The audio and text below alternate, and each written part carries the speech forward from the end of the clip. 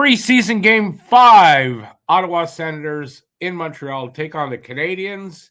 Hey, everybody. I'm Rick. That's Matt. And welcome to Talking Habs, where you get your daily fix of Blue Bar Rouge. Let me do my motto, man. All right, so we got good news to share with you tonight. If you haven't heard already, Patrick Laine is just a sprained knee.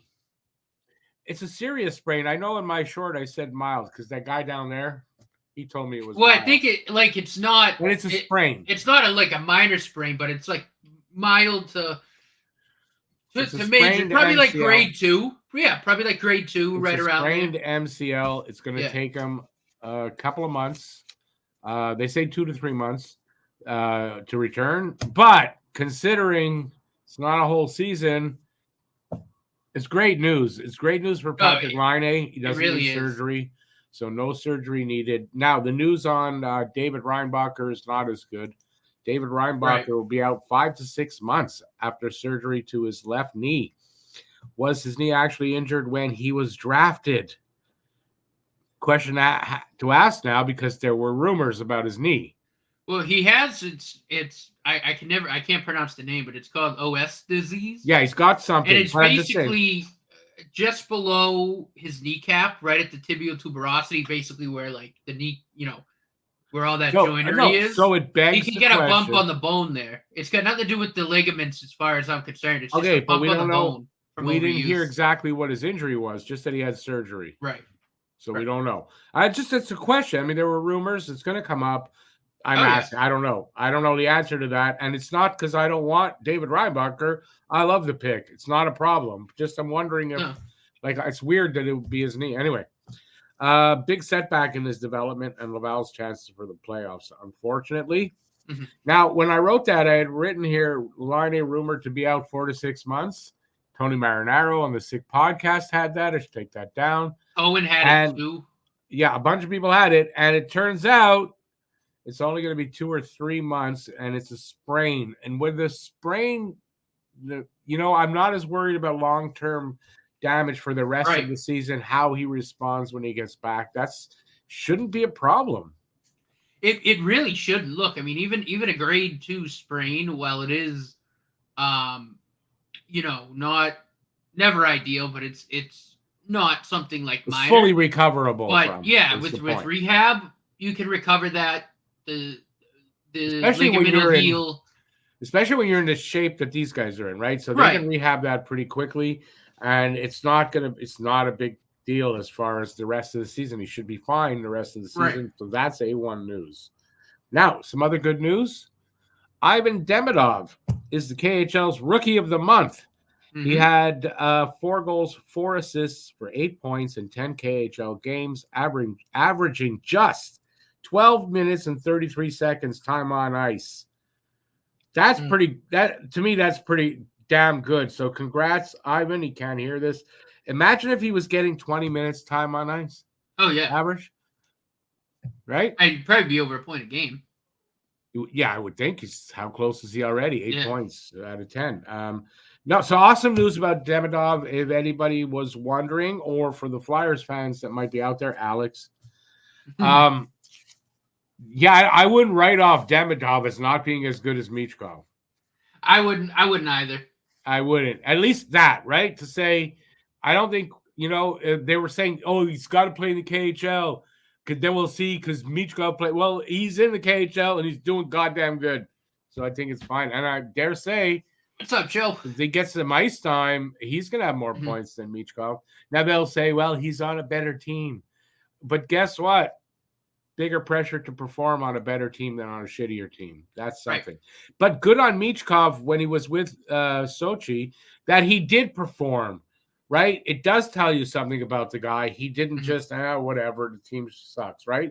So, I mean, good on him. But, I mean, it doesn't knock down Demidov at all. But awesome. No, not at all. All right, let's see who's here. Let me go through the lineup. So I got the lineup. It's underwhelming tonight. Doc with Roy and Armia. So Armia getting an audition, I guess. Not the guy I would, but getting, I guess, a look.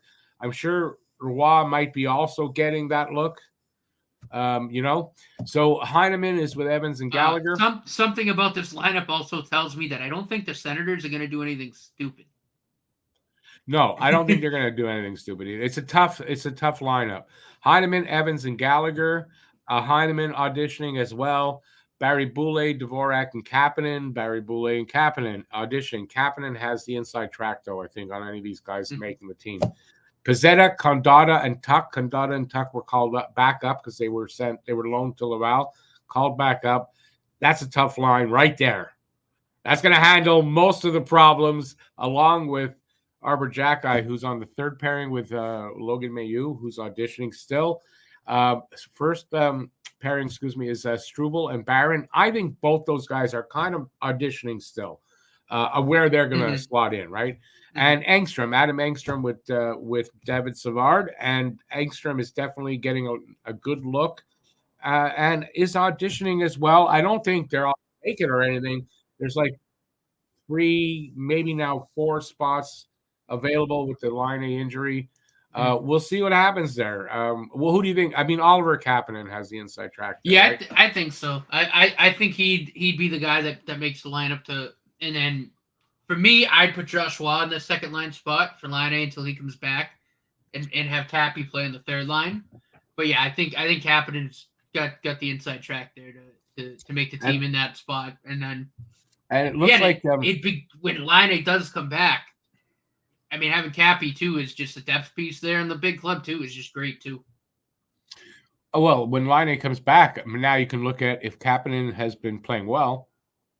You can kind of now look and say, maybe we can now move Dvorak if there's right. A But right, no, I mean exactly right. So right? In a way, even though obviously none of us wanted to see Line A get injured, it's also not a bad thing either in this particular case because now we can see it's a bad thing, but in all bad things, there's a silver lining. Right. And the silver lining is a guy like Kapanen definitely gets a good look this season, and that's not a bad thing. But I'd rather it worked out the other way. But it's at least Montreal has talent in in the system to take advantage of this. There's guys that can take advantage of this and make a name for themselves, whatever, right? So we're going to see that. So I've got the Senators lineup. Senators lineup, as you're going to see, is by the way, it's Primo and Dobish in nets tonight. That's a lot of their lineup. Kachuk, Stutzla, Batherson, Greg Norris, and Perron, Heimer, I don't know, Pinto and Amadeo, Gregor, Gaudette, and McEwen. You got Sanderson and Yakimchuk, who I imagine Yakimchuk. Yakimchuk's trying to win a job. Shabbat, Zub, and Clevin, and Jensen, and Allmark and Forsberg. So it's just a bit of a stacked lineup. We're getting there. I think I got through everything. So before we get to that, subscribe if you haven't already, and give a thumbs up if you're already liking the show. All right, they're gonna drop the puck very shortly. I just want to. Am I missing something? Let's say hi to people. Hi, everybody. Hey, Guru. Listen. Especially with the news, how it is, they can get through it, as Matt was saying earlier to me, and I mean I know that, but yeah, they can get. It's less of a setback. Right. And like I said, with a guy like Kapanen, you could weather the storm for a couple of months. They're underway, by the way.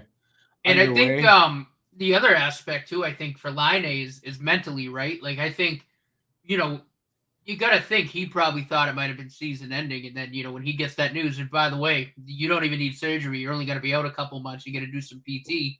His girlfriend put out. I mean, that's gonna. His girlfriend put out on Instagram, "It's a miracle." Yeah. And how happy they are. So yeah, it's Line A. It's a big thing for him. Yeah, I couldn't be more happy for him, and it's just great. I think a lot of the kind of that doom and gloomery-ish a little bit, I think has been lifted a little bit, knowing that we will get him back after a couple of months. Habs on the PK already. David Savard with a high stick. Yep. Sorry. Okay. Gislain. We're gonna. It is Robert, how you doing? A team and the C team for us. I I'm not sure what you're referring to. I know fame and all that. I don't know where someone said that here. I don't know where I said that. JFed, yeah, great news. Clear. David Reinbacher, not so great news. Mm-hmm. A conservative, how's it going? I don't know if he's an actual conservative or not, but I don't mind this guy. How's it going, man? Still not sold on Reinbacher. Pick maybe we should have took a forward at fifth over. I'm not. You know what? It's like crying over spilt milk. I'm not doing that, and I'm happy with Reinbacher. Oh, we took a forward at fifth overall this past draft. Yeah, so I'm not. Which again, it doesn't bother me. But it's spilt milk now to say like blah, blah, blah, blah. I mean, I asked the question about the knee only because there was that rumor, and we don't know like why. Because I saw it again today. That was a nothing hit on Reinbacher. Well, I think because again, it's not so much the hit; it's the landing. Like it only like if his skate maybe got caught in a little rut, and but it hardly showed. Like I saw it, and right? You can't tell that he hurt himself. Or where you can't tell. I mean, it's the same thing with Doc, right? And you know, it's right, funny. It's like the Doc. Rick, you and I, we talked about this the other night, where like, you know, you could see a play like what happened to Line A, and it looks like his knee is just completely gone. But now we know it's only a sprain. He's only out 2-3 months. Where something like you can't even really tell what happened, like with Kirby Doc last year and Reinbacher. It's like. Now they have to have surgery. It's crazy. It's crazy. But you can never tell. They're about to kill off this power play, so that's cool. But as far as I know, Reinbacher's knee thing is I can't pronounce the actual name of it, but it's I've heard it has nothing to do with the injury and all that. But it's a question that came to my mind. No, it certainly is. But no, it all it is it's like an inflammation sort of the growth plate. And it just happens with overuse. But once you kind of stop growing and you're at where you are, it goes away. I kind of hope he stopped growing. Hey, imagine he's already 6'5", I think. Well, he probably is, and again, he's probably at the tail end of it. And so again, I don't think it really had anything to do with this. And again, it's they say not. They say not, but I mean, considering what happened and the result, it's a question. The rumor was there, it is. So I figured people are going to bring it up. I thought I'd just bring it up, not like as a criticism or anything like that, right? Just curiosity more than anything. It's certainly a question, but again, from what I know about it, it's pretty minor. It shouldn't have any, again, the years going forward, it shouldn't really affect him at all. I've heard. He's done growing. Right. No, I heard. And like I said, even when it did it, all from what I know, it's just you get a little painful bump right underneath your kneecap, and it just kind of hurts to walk and stuff. But that, as far as I know, that's it. It doesn't really affect the ligaments or anything like that. Okay. And definitely with the surgery, I mean, something got damaged.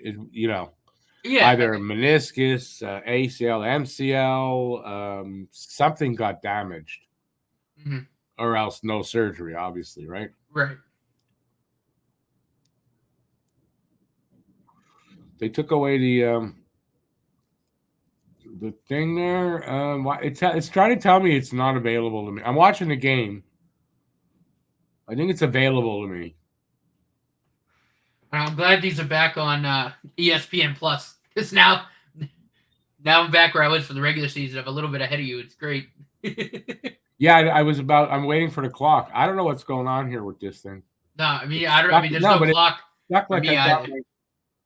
It's stuck like I got my mouse on it. Mm-hmm. And now it's screwed. It's screwed up. Oh, Jesus Christ, this thing. I'm just gonna watch it not in full screen then, buddy. That's all. I'm telling you, Sportsnet, if it wasn't a monopoly, like that's the only place to stream all the hockey games illegally. If it weren't for that, they'd go broke. That's how bad their service is. Yeah. All right, I don't have a clock. You got a clock? I got no clock. No, it hasn't come up for me either.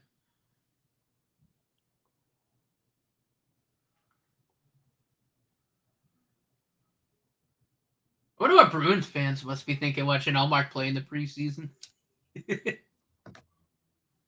Did you hear Steve Dangle and his crew saying that punching the Jack-Eye punching Parry in the head and everyone with his glove on is worse than barefisted?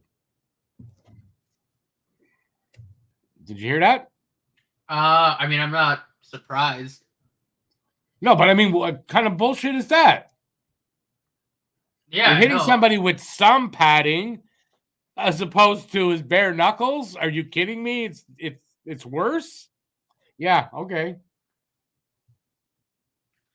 He did say, in a sense, I mean, the guy punching can obviously throw harder with the pads, but yeah, I mean, like you and I talked about, if Arbor didn't have his gloves on, then Parry probably would have been knocked out cold after like the second punch. Might have had his spine severed.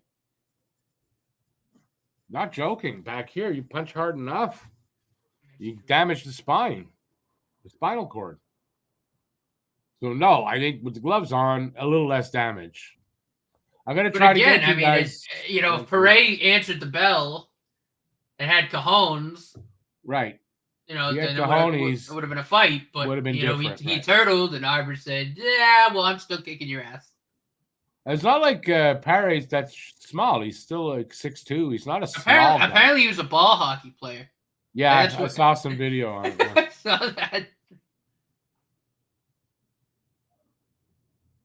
I don't know. Listen, you're gonna stick it out, take out one of our top players. I mean, you're gonna have to answer the Jack-Eye bell like this. We were just talking about this, so I don't know if this came in, but we just talked about it and what he had with his knees, apparently. And I asked the question, right? I asked it earlier, and Matt, and I had heard this. It has nothing to do with what happened to him. So we can't. If anybody who doesn't like the Reinbacher pick, using this as a reason to go, see, we told you so, it's not valid. And that's why I asked the question. But it's not valid. It had nothing to do with it. And anyway, I'm not going there, and I'm not going to go and rehash all that. Hey there, Joe from the future.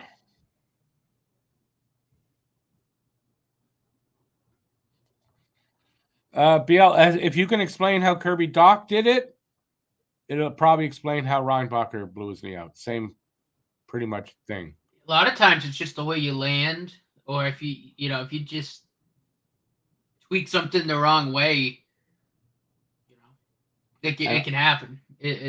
And calling the Line A injury the result of a hockey play is bullshit. Yeah, I'm gonna have to vehemently disagree there too as well, Rick. Like, I mean, he stuck his knee out, and he admitted it. He admitted it, not in those words though. I have to say, not exactly saying, "Yeah, I stuck my knee out." He didn't say that, but he admitted what he did. He did. And if you watch the video and you see the photos that were taken, and he stuck his knee out. Oh, yeah, absolutely. As far as I know, that's not a hockey play. I would agree.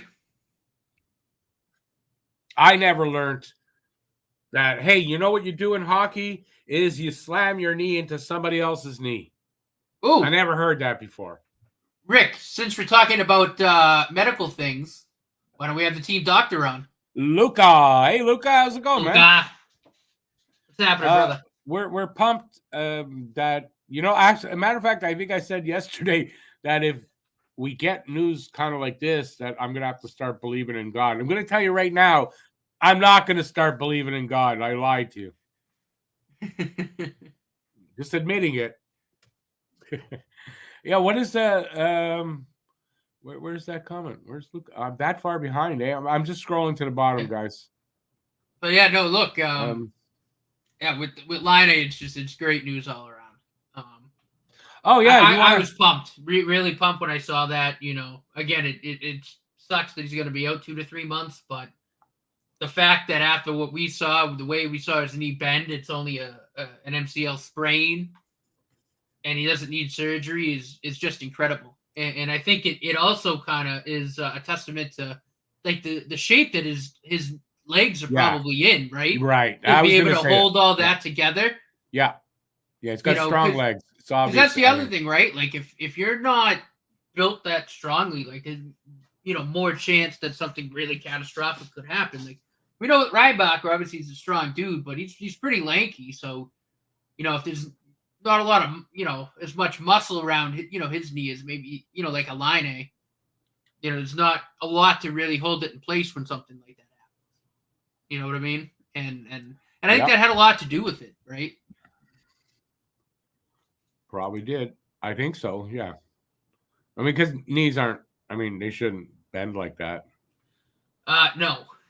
They just shouldn't.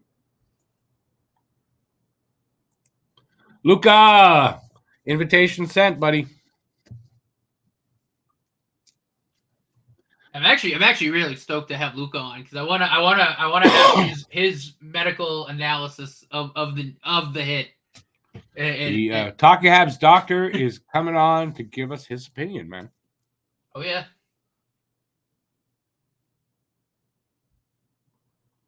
Hopefully, Parry makes the team, says Guru.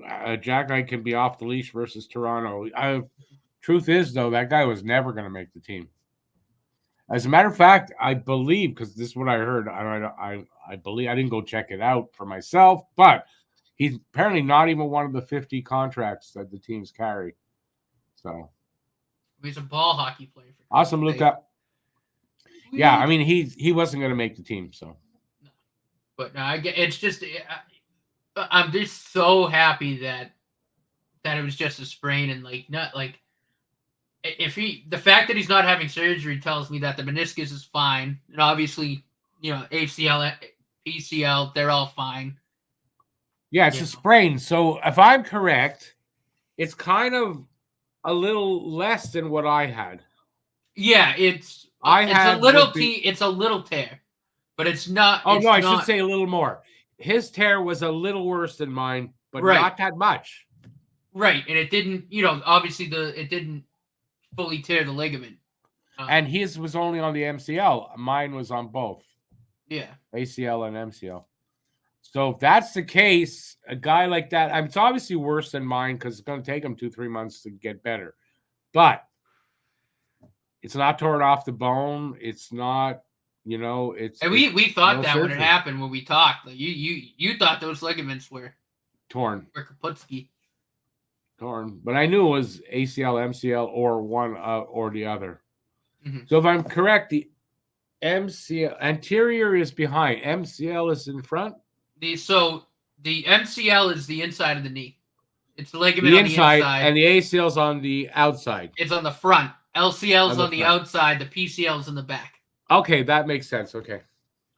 That's why I did my ACL and my MCL. That's why the ACL is typically the one to go because of where it's situated. Yeah. And where I have when that happens, you're also doing something to either the LCL or the MCL, depending on which way the knee bends. When it bends in, it's typically ACL, MCL. If it goes the other way. Right. And that's what I did because my LCL. Pain is on the inside, not if you hyperextend it, then you're getting into PCL territory, and that's really bad. Yeah. No. Yeah. No. Listen, it's pretty much a miracle. BL, I don't know how I tore my right one because I woke up with it, so I can't really tell you. But I know how I tore my left one, and I can even show you guys. I don't know if you'll see. So I was sitting at my desk. I think I don't know. It's just fidgeting, and I wanted to put my leg here, but I was in a little tight. And I had to pull my leg hard and that's how I tore it. So pulling in like that, it tore my ACL and my MCL. Very small, but that's what happened. And if you saw line A, he took and it went inside, so the knee bent inward. And so that's why I thought the ACL, MCL, that's what it is.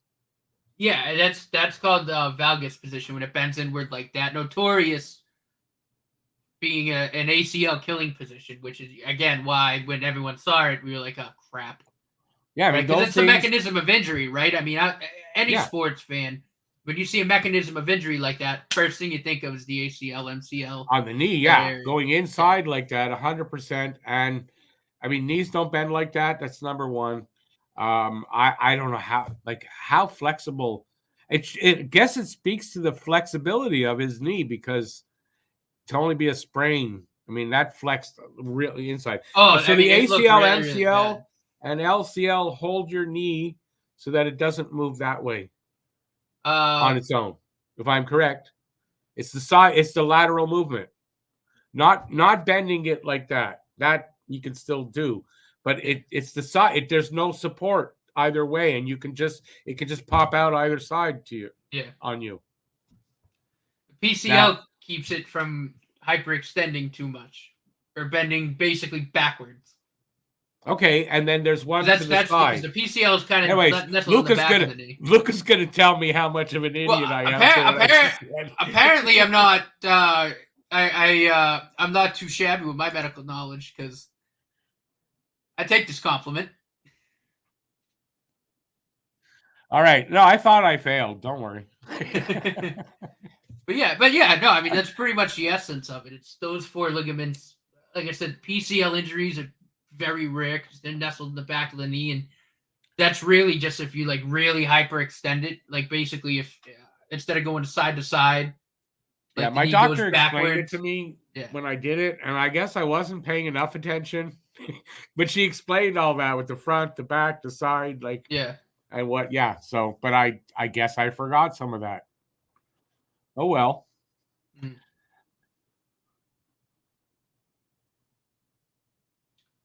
Babai says, just really stoked that everything was able to stay intact. Babai says, can be anything. He ripped his meniscus by standing up. Oh, yeah. As my knee was all bone on bone, so the bone cut big time. Yeah, no. But the meniscus can be something. It's just a really sudden kind of movement in any of those directions. But the meniscus can wear out. The meniscus can wear out, right? And get thin. Am I right? Kind of, sort of. I mean, the meniscus is kind of like basically like a pad that the head of the femur sits on and moves, and and that can wear out. Anyways, here Lucas says the ACL prevents anterior dislocation of tibia over femur. PCL is posterior. It's backwards. MCL is resistance of valgus knock knees. So that I'm right inside. That's going in. Yeah. And LCL is resistance of varus bow leg. Yeah, okay, so there you go. But basically those things, I mean, that's what keeps your knee in place, not going one way or the other. Just like it's what keeps it working properly. Right. Right, which is why obviously you saw, even though it was a sprain, heavily braced because there's no stability. Even with the sprain, there is he's got big lack of stability there. And that's one of the main tests they do. You're not taking a chance with him putting weight on it. You know, absolutely not. You're not. Where I did, but I still healed up. It took a while, but I mean, I healed up. I'm walking now without a cane, and I'm fine. Strengthening my legs. Mm-hmm. So I know one of the initial exams they'll do. I don't know what the name of it is, but they'll basically take one hand and kind of put it on just above the kneecap, and the other hand will go behind, and then they'll pull forward. And if there's too much there, then they know that it's how much play there is in the knee. That's what they're looking for. I think. But again, Luca will come in and in about 10 minutes or so. We got 8 minutes left in this first period. Sorry, guys. And not an exciting period. 2 shots apiece. You know, you'd think Ottawa should be dominating here. So I like the fact that Montreal is pushing back with this underwhelming lineup. I mean, the penalty kill honestly looked really, really good. I didn't really think Ottawa created much of anything. Arbor, I think, was on the PK as well. He had a few pretty good clears. I would think these guys got a bit of a boost with the news today, right? Also, right? Right. Oh, I mean, absolutely. I mean, that's going to help morale in the locker room a lot. I mean, not to say that they wouldn't rally around Patrick Laine, because I think that's just of course, but it's good news made of. And Jake Evans opens the scoring. 1-0. Oh, you're ahead of me. Yes, Luca, you're right. Their own end. They just got the puck up. Galley, there's Evans. Still not happy. Wow, you're ahead of me by a good margin. There it comes. Here it comes. There it is. Jake Evans with a preseason goal. He'll get his next goal sometime in December. Oh, he beat Allmark clean over his glove, too.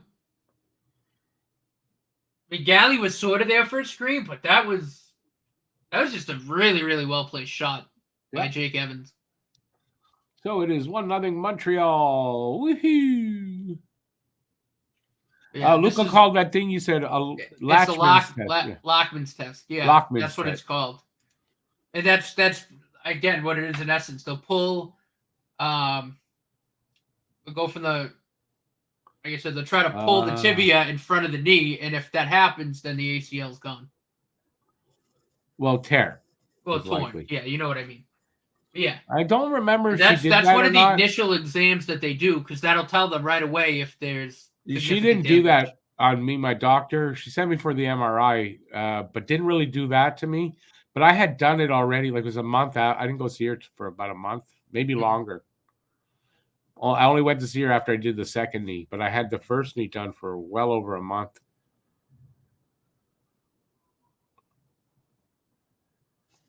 But the MRI showed my 2 tears, my 4 tears, I guess. I had 2 on each side. And that's another reason why they probably waited a few days to get better imaging, because swelling with all that swelling, you can't right, especially if it, like we know, it was a sprain. It's going to be hard to see that with all that swelling. No, you need swelling has to go down. Yeah, and quite frankly, the swelling went down maybe a day or 2 faster than I thought, maybe longer. Which I guess that's a good sign right there. Right. Anyway, it's good news. And good news in this game so far. It's 1-0 Montreal. 3-2 are the shots. Montreal got the 3. 6:26 left in the first on my clock. But I'm way behind, so it's probably 6 minutes left.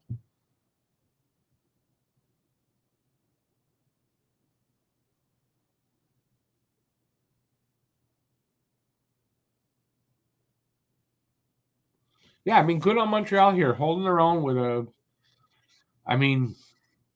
little better than an AHL team, I guess, but not that much, really. This lineup. I mean, it's the top line, right? Or at least the top 2 lines, I think, right? Barring one guy for the Rocket? Not for Montreal. Oh, no, I'm talking about the Senators lineup. I know, yeah. Oh, the Senators, yes. Their top 2 lines, I think, like you say, barring one guy. Yeah. And then you got other, their NHL team scattered through the rest of the lineup. And you got their top goalie and the backup.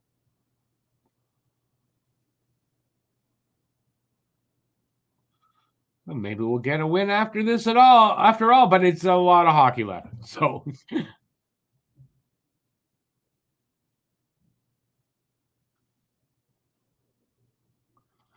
here where Lucas said if an ACL is completely torn, there's basically no pain because you damaged the nerves, and there's no ACL to experience pain. So him being in pain like he was on the ice kind of said it wasn't torn right off. There you go. Learn something new. I mean, you can be in pain because typically when you tear the ACL, you also do damage the MCL and the meniscus. So you can be in pain from something like that. I'm going to listen to the guy who's going to be a doctor. Sorry. Hey, listen, he gave me kudos for my medical knowledge, all right? Who was that? Heineman came close. I'm no doctor, but at least I can kind of talk about it like I know what I'm talking about. I will say what, sometimes you get it right, but you're not a diagnostician in general. You over... No. Hey, you do what I did. Like, I over-exaggerated, but it looked bad. And you know what? I didn't. It looked as bad as I thought it was going to be. It's one of those rare times when something looks worse than it is. And what did we talk about last night? You said, yeah. You said this too. You said the odds that this is going to be one of those 5% of the time when when it's not as bad as it looks aren't good. And what happened? I said not good, like 1% maybe. Yeah. And it's one of Hey, I'm happy. I don't want to take you back. I'm very happy. The hype, like I said, for me, like I got the hype for the season back. Knowing he's going to be back around Christmas. Some of it. I'm going to just say some of it because we still got to go a couple of months. But you're right in this way. We're going to get a really good look at Kapanen That's going to be exciting. And then knowing Laine's but also having Hudson there, having Doc there. Well, I mean, we knew all that was still going to be there. But, it's a silver lining in a bad situation. And that is Kapanen or somebody else, whoever. But it's a silver lining there. Right. Like I said, even if we get it back by Christmas time, if whoever takes a spot holds his own, we could still be playing, meaningful hockey later. Aiken makes a good point that we kind of overlooked. Reinbacher was the complete opposite. It looked like he says an innocuous. And I talked about that. Out. It's the knee is a weird joint because that can happen. Like sometimes it doesn't look like much, and then you find out a lot of damage is done. Well, Doc last year. Other times it looks like holy crap, your knee is in about 10,000 pieces, but it's just a sprain. It's a weird joint. It's a very complicated joint too. Reinbacher is 19 and Laine is 26. Also, more time in the gym, all that stuff. And his knee is probably stronger overall than Reinbacher's was. Well, like I said too, like he could have something to do with it. His leg, I mean, just being a hockey player, the legs are going to be built pretty strongly. But yeah, that's good. I think that's definitely part of it. I think. Anyways, like I said, Luca's going to tell us. Aki says, no. What's wrong, Aki? Kirby Doc. I think he's all right, though. Oh, Doc? Just saw it now. They're probably taking him to the room to evaluate. He got up. Concussion, but I think he's fine. Oh, what happened? Okay, he's up. Oh, he has a cheap shot. Yeah, he just got hit in the head. Okay, I didn't see it yet. I just it happened, but I haven't seen the replay. Oh my god! Yeah, they're looking at it for a hit to the head. Yeah, Greg fucking threw an elbow right at his head. And he'll go after. I didn't mean it. I didn't mean to hurt him. Again, they showed it and I missed it. There.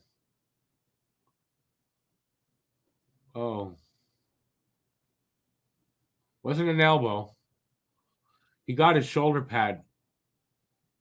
He hit him with the shoulder pad. I don't know that that's a penalty. Interference, maybe, like he just said. I don't think that's. They're looking at it to see if it's a major. I mean, it got up there. They're giving him a penalty for interference. They're looking at it to see. Giving it a 5 minute, but so they're going to decide. They're going to look at it better. Honestly, what they showed there that I saw that didn't look like a penalty. He caught him in the chest, but then the elbow, not the elbow, the shoulder came up, I think, and caught him like here. Mm.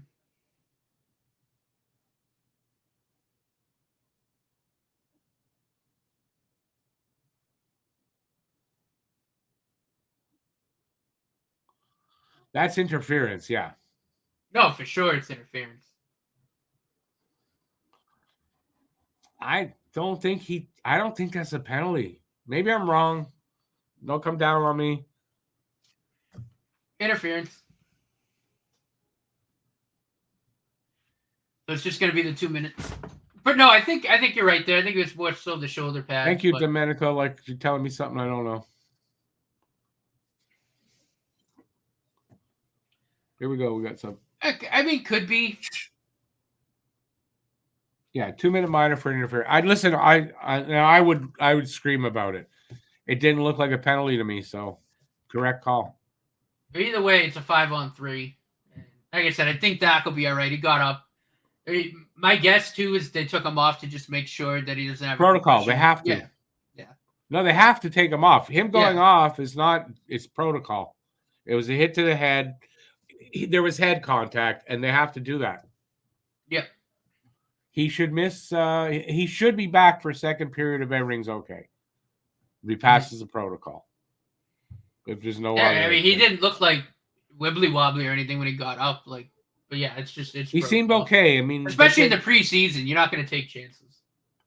No, it doesn't matter. I think that's right. I think that's the rule now. Mm-hmm. Guy takes a hit to the head at all like that, he's got to go off for protocol. Mm.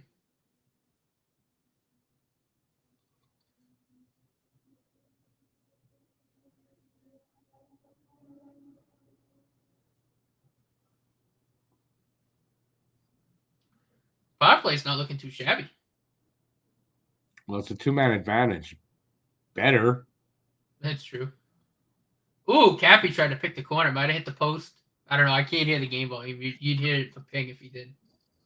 Yeah, but I'm behind you.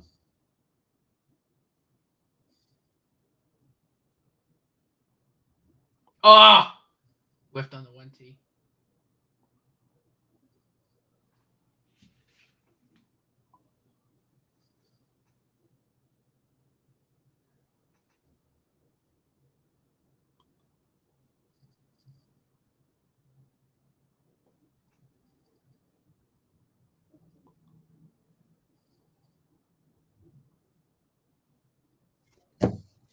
I'd been fanned on 2 one-timers, man.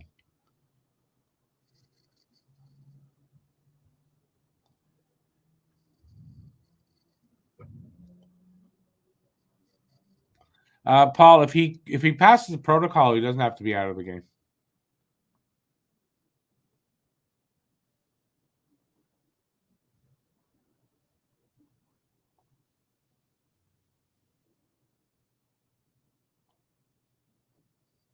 Oh, Barry Boulay with a chance there. Another power play. Oh, we got a scrum. Well, the Pizzetta line's out there too. There's a lot of big dudes out there. I wouldn't scrum personally, but.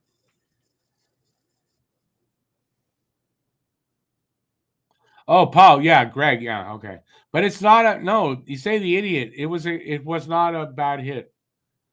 It was not a bad hit. It's just unfortunate that, I mean, he hit him in the chest and he got a piece of his shoulder, so he's got a penalty for interference. I don't know that you should. I don't know. I didn't think it was a bad hit.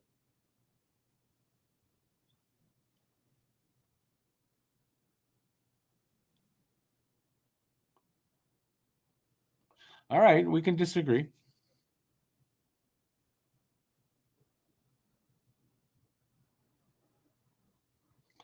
Aki says apparently scouts have blacklisted Quebec and won't come here over the labor and language laws. Good. Somebody's standing up for the language laws. About time.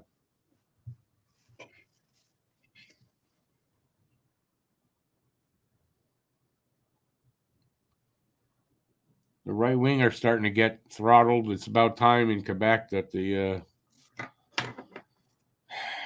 separatists get throttled too. Pizzetta, 2 minutes for roughing.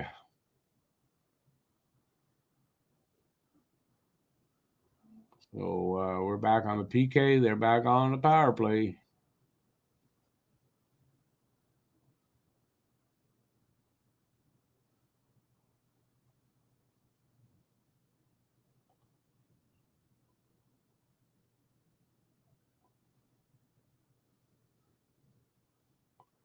Cleared. I'm too far behind to do anything.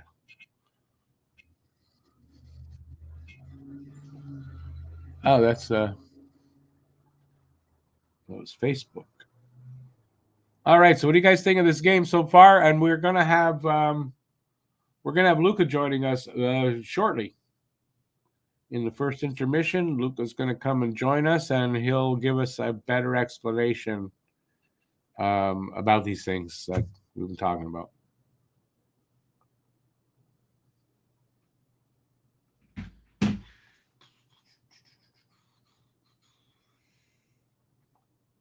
Last play in the first period and in the penalty. Though I will say this, I do agree with you, Rick. I think it was more so shoulder pad. I don't think there's any reason to go that high in a preseason game on him. But he's stick handling with the puck and he's already being hit. Like, you know what I mean? It kind of sandwiched him. I don't know. Listen, it's borderline, but it didn't look like a penalty. No, nothing more than interference. Interference, but nothing more than that. That's right.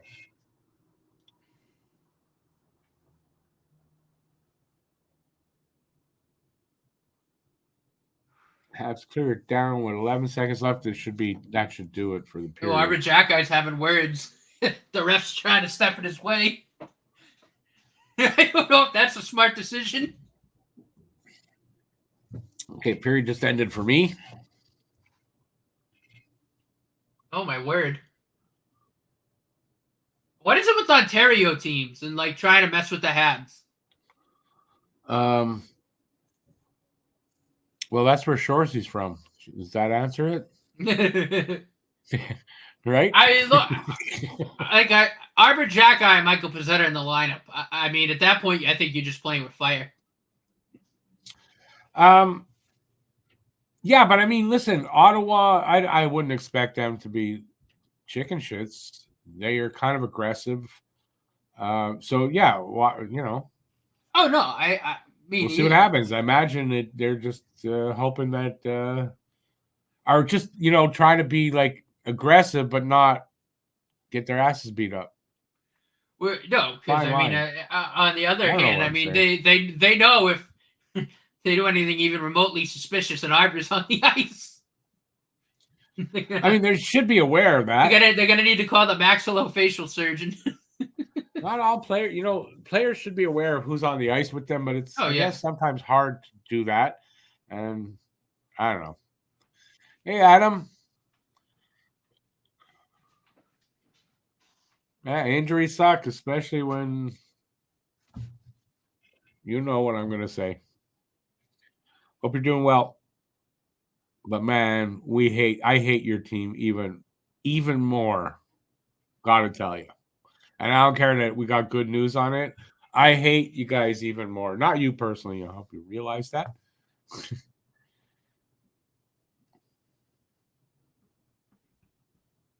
Yeah, I always find Ottawa's a bit dirty. And, that other team in Ontario as well. All right, hang on. I just got to change this, and let's bring in our resident Talking Habs doctor. There he is. Dr. Lou. Hey, how's it going? What's happening, brother? Nice to see you guys. Same. You're looking good. Welcome to another season. Yeah, of the what should we call it? Like ER? It's like some medical show. Scrubs. Welcome to another season of Scrubs. See, seriously, right? We have what the hell's with our luck? Appendicitis already. So you haven't even started yet. Yeah, it does. Like it's a wide range of things that have gone wrong. But I mean, like the appendicitis thing can kind of happen to anyone at like any time. It happened to another player. Like a week after it happened to Gouli. Right? I saw that. Yeah. John Gibson. John Gibson also had appendicitis. Who? Yeah. You said Mel Gibson? John Gibson. John Gibson. Yeah. That's who. That's who it was. It happened to somebody else.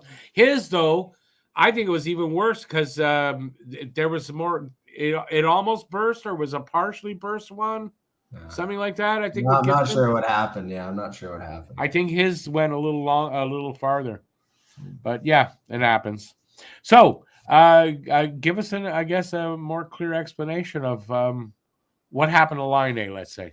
Yeah. So essentially when you have the knee that takes a hit from the outside and it bends, inward, like I was saying, like knock-kneed sort of. Yeah. It puts lots of stress on the MCL, the medial collateral ligament of the knee, because essentially the whole job of the MCL is to prevent valgus of the knee, so the knee bending inwards. That way, right? Yeah, towards the knees bending towards each other.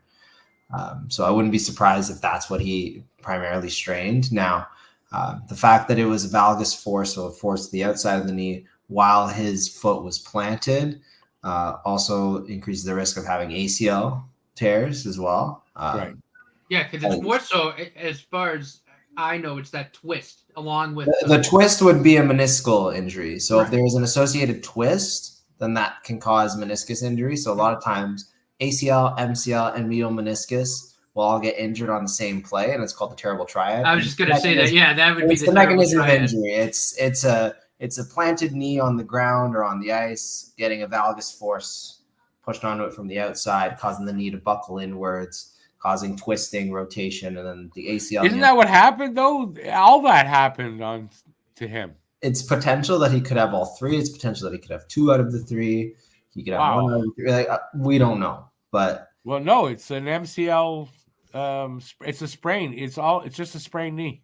Yeah, it's a sprained knee. That's all they said. It was a sprained knee. So yeah, I heard it was an MCL sprain. Is that a right way of saying it? That's possible. Yeah, that's entirely possible. But serious enough for him to be out 2-3 months. So help us to understand, why is it going to take 2-3 months? If it's like how we think of it, it's just a sprain.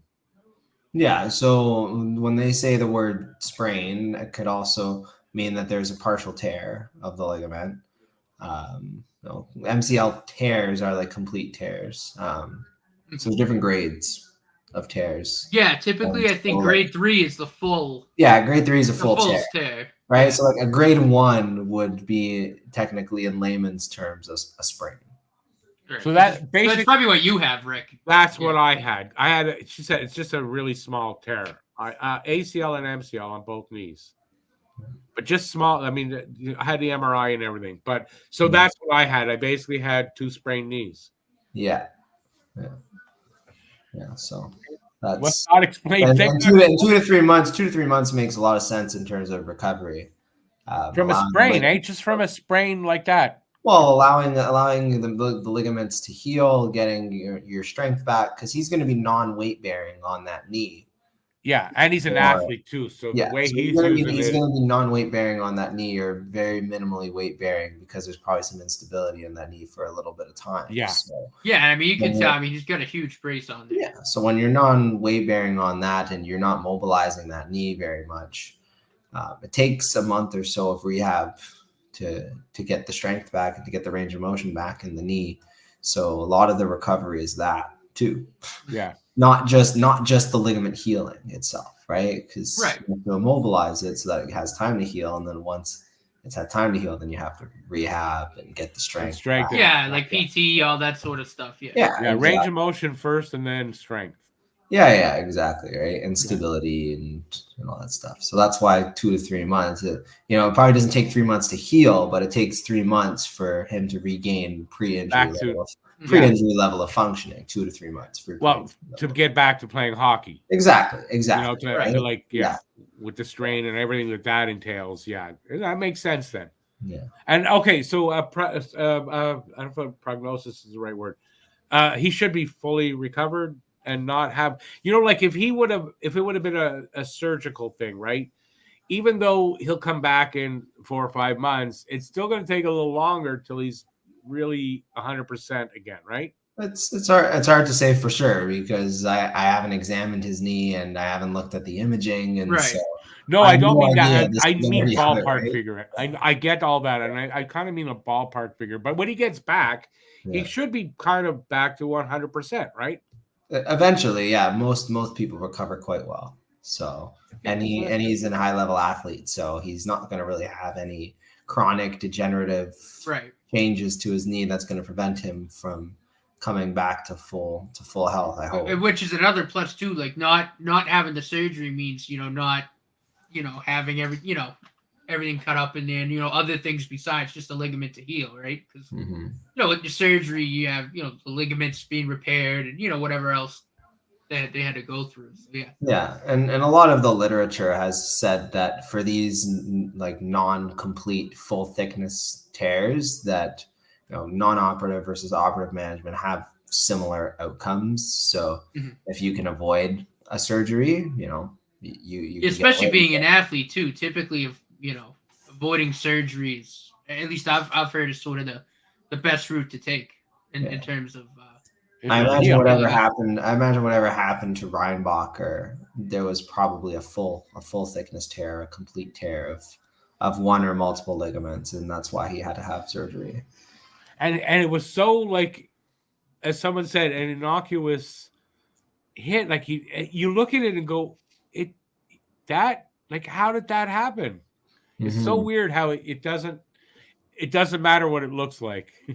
No, it doesn't. The biomechanics of the knee are very finicky, and it doesn't take much. I mean, like I said, it's a very complex joint. Like when you really look at all the structures and whatnot, I mean, everyone's different. It's everybody's different.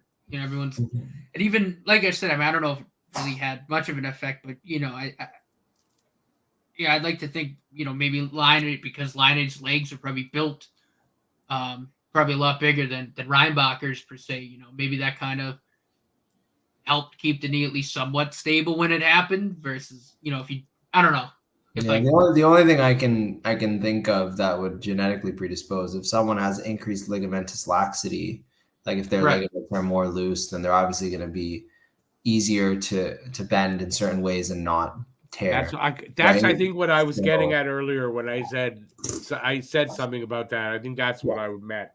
Not that I knew what I was going that, but so some people might be more prone to sprains, but not necessarily tears, and then vice versa. If someone does like the having like a bigger kind of, I guess, more muscular leg sort of help with that stability a little bit. I could be wrong, but potentially just having the more muscle mass there. But you don't really have a lot of muscle around your joint, right? Because you have to remember, all your quads muscles can join into one tendon. Yeah, and it's just above your quads tendon, which attaches to your patella, which is your kneecap. Right, which sits just in front of your joint. And then your patella attaches to your tibia by your patellar tendon. And then, the hamstrings attached to the back of the leg.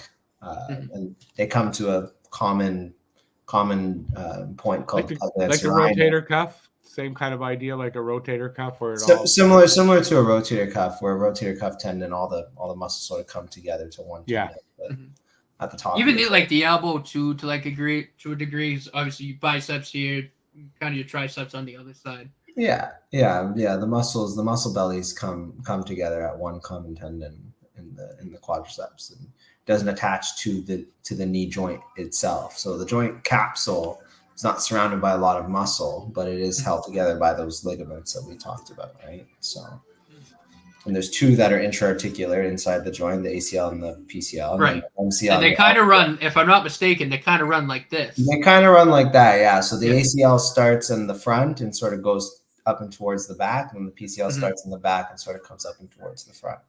Mm-hmm. You all came for a hockey game, and guess what? Yeah, so kind of medical lesson. Yeah, so kind of like that. It's kind of hard to show you without drawing it out on a diagram. I mean, I've sort of seen it in like diagrams of the knee where, they kind of look like the head, like the top of the, like you said, the PCL kind of pokes out and the ACL is kind of going back like that, and then obviously the MCL, LCL are kind of like this on the side. On the sides, yeah. So. Well, okay. Well, that assures reassures that when he comes back, he should be fine. Yeah, I hope so. Unless he develops complications during his rehab and he gets other injuries, then right. Barring any of that, fingers crossed against that. Yeah.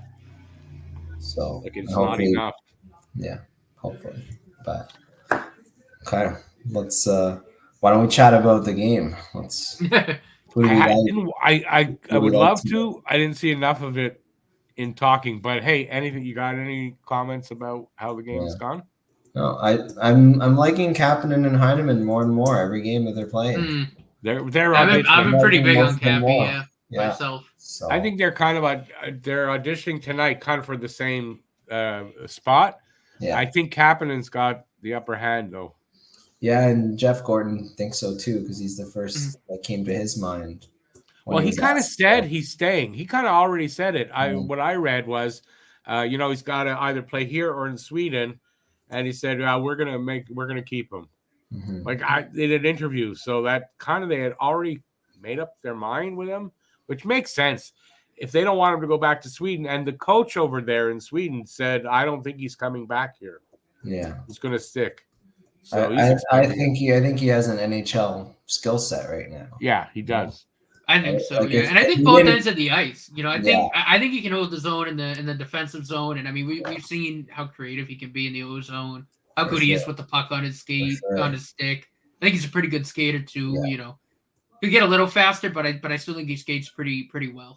He could end up forcing. If we didn't have Christian Dvorak, it would be easy. I was about to say he could end up forcing their hand on trading him when Laine gets back, if Kapanen has done well, that could speed up the trade of Dvorak, or at least guarantee it at the deadline. They're going to have, and it all depends on where they are at around the deadline. If they're at a point where they're going to be sellers again, bottom 10 in the league, Dvorak's on an expiring contract, it's very easy for you to say, hey, we have a Dvorak replacement that can play third line center, right?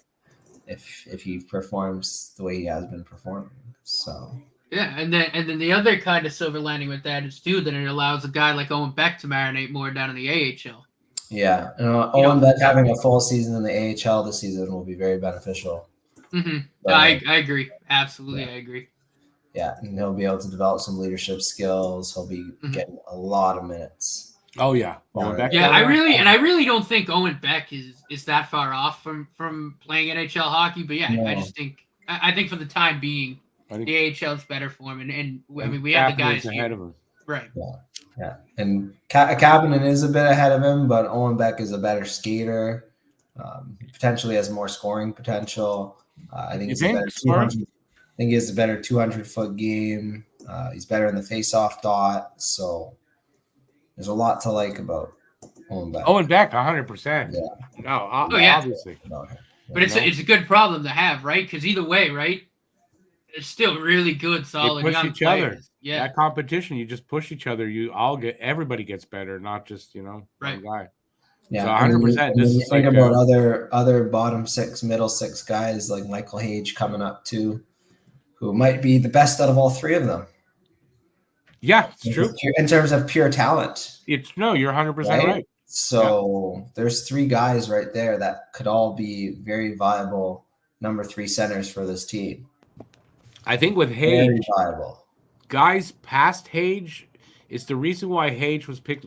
I heard Hage could have been a top 15, maybe top 10 pick at one point, but he fell down because guys passed him. But it didn't mean that he was, he didn't fall down because he was playing bad. Just guys passed him, but his play is still good. So that's a good at 21. That's a good pick at 21. Like there's some talent there. Yeah, for sure. He's a good player and a good kid too. That's all like above else being a good player and wants to be here. Like that's one thing you notice. Like so many of these guys they picked in the last 2 seasons, they've grown up Habs fans. Like they did their research and they must have known this about them, right? Part of the character, part of like I think the drafting's been really exceptional that way. And when you speak of character, just look how they pulled together in that game that Laine got hurt. They're playing well tonight. Like these are character kids. Yeah. No, I mean for sure. And I mean, I don't think any of us expected Arbor to do anything different to Perret after that. And I think Perret's kind of chicken shit for not answering the bell. But I mean, obviously, Arbor didn't care. So, whatever, I'm still kicking your ass. But but again, it's just how the team is. They play for each other. They fight for each other. And you got guys now that, something like that happens or if some things start getting chippy, they come in, they go, all right, everybody settle down before I start throwing. You know what I mean? And it's just good to have that type of presence on the team. Oh, yeah. A buddy of mine from high school, he texted me. He's like, did you see what Arbor did to that guy? And I'm like, oh, yeah, I saw. And he's like, man, it's crazy. Went to high school with that guy. I'm like, yeah, he's a beast now. What's your opinion on something Steve Dangle said on his whatever they do over there, saying that Arbor punching Perret with his glove on is worse than if he was barefisted? Yeah, I've never been in a fight in hockey, so I have no idea what would happen. I don't think he's fought Arbor Jackeye either, because I don't think he'd be in medical school. No, okay, but have to take that fucking frying pan of a hand to the head. Yeah, well, exactly. So, what's your opinion? Like, isn't it better on the guy getting hit with Kirby Doc's good, he's back. Then that bare fist would be worse on the guy's neck like that? Gotta be. Yeah, I don't know. I mean, I imagine having the glove on will absorb some of the force. You think, right? You got to transmit the force through the glove and then through the glove to the player. So Kirby Doc is okay. I don't know if you missed me saying that. He's back on the ice and starts the period. He's good. So that's all it was. It was just protocol. Yeah, protocol. They have to. A hit like that, you have to go into the protocol. That's just the rule. Yeah. Anyways, Rick, are we doing fantasy this year? Yeah. Yeah. Did you not get the invite? I thought everybody accepted.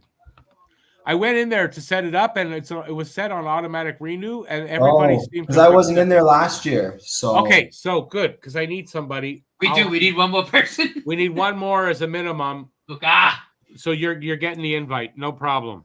Are we fantasy drafting this weekend? Or yes, Sunday. I want to do it Sunday because I want to do it before. I'll be going back and forth between 2 drafts. Oh no, I've drafted my first one Saturday. Sunday, what time? Sunday, what time are we thinking? I'm looking. Well, I've got something to do at 9, so I'm thinking 7 or earlier in the day.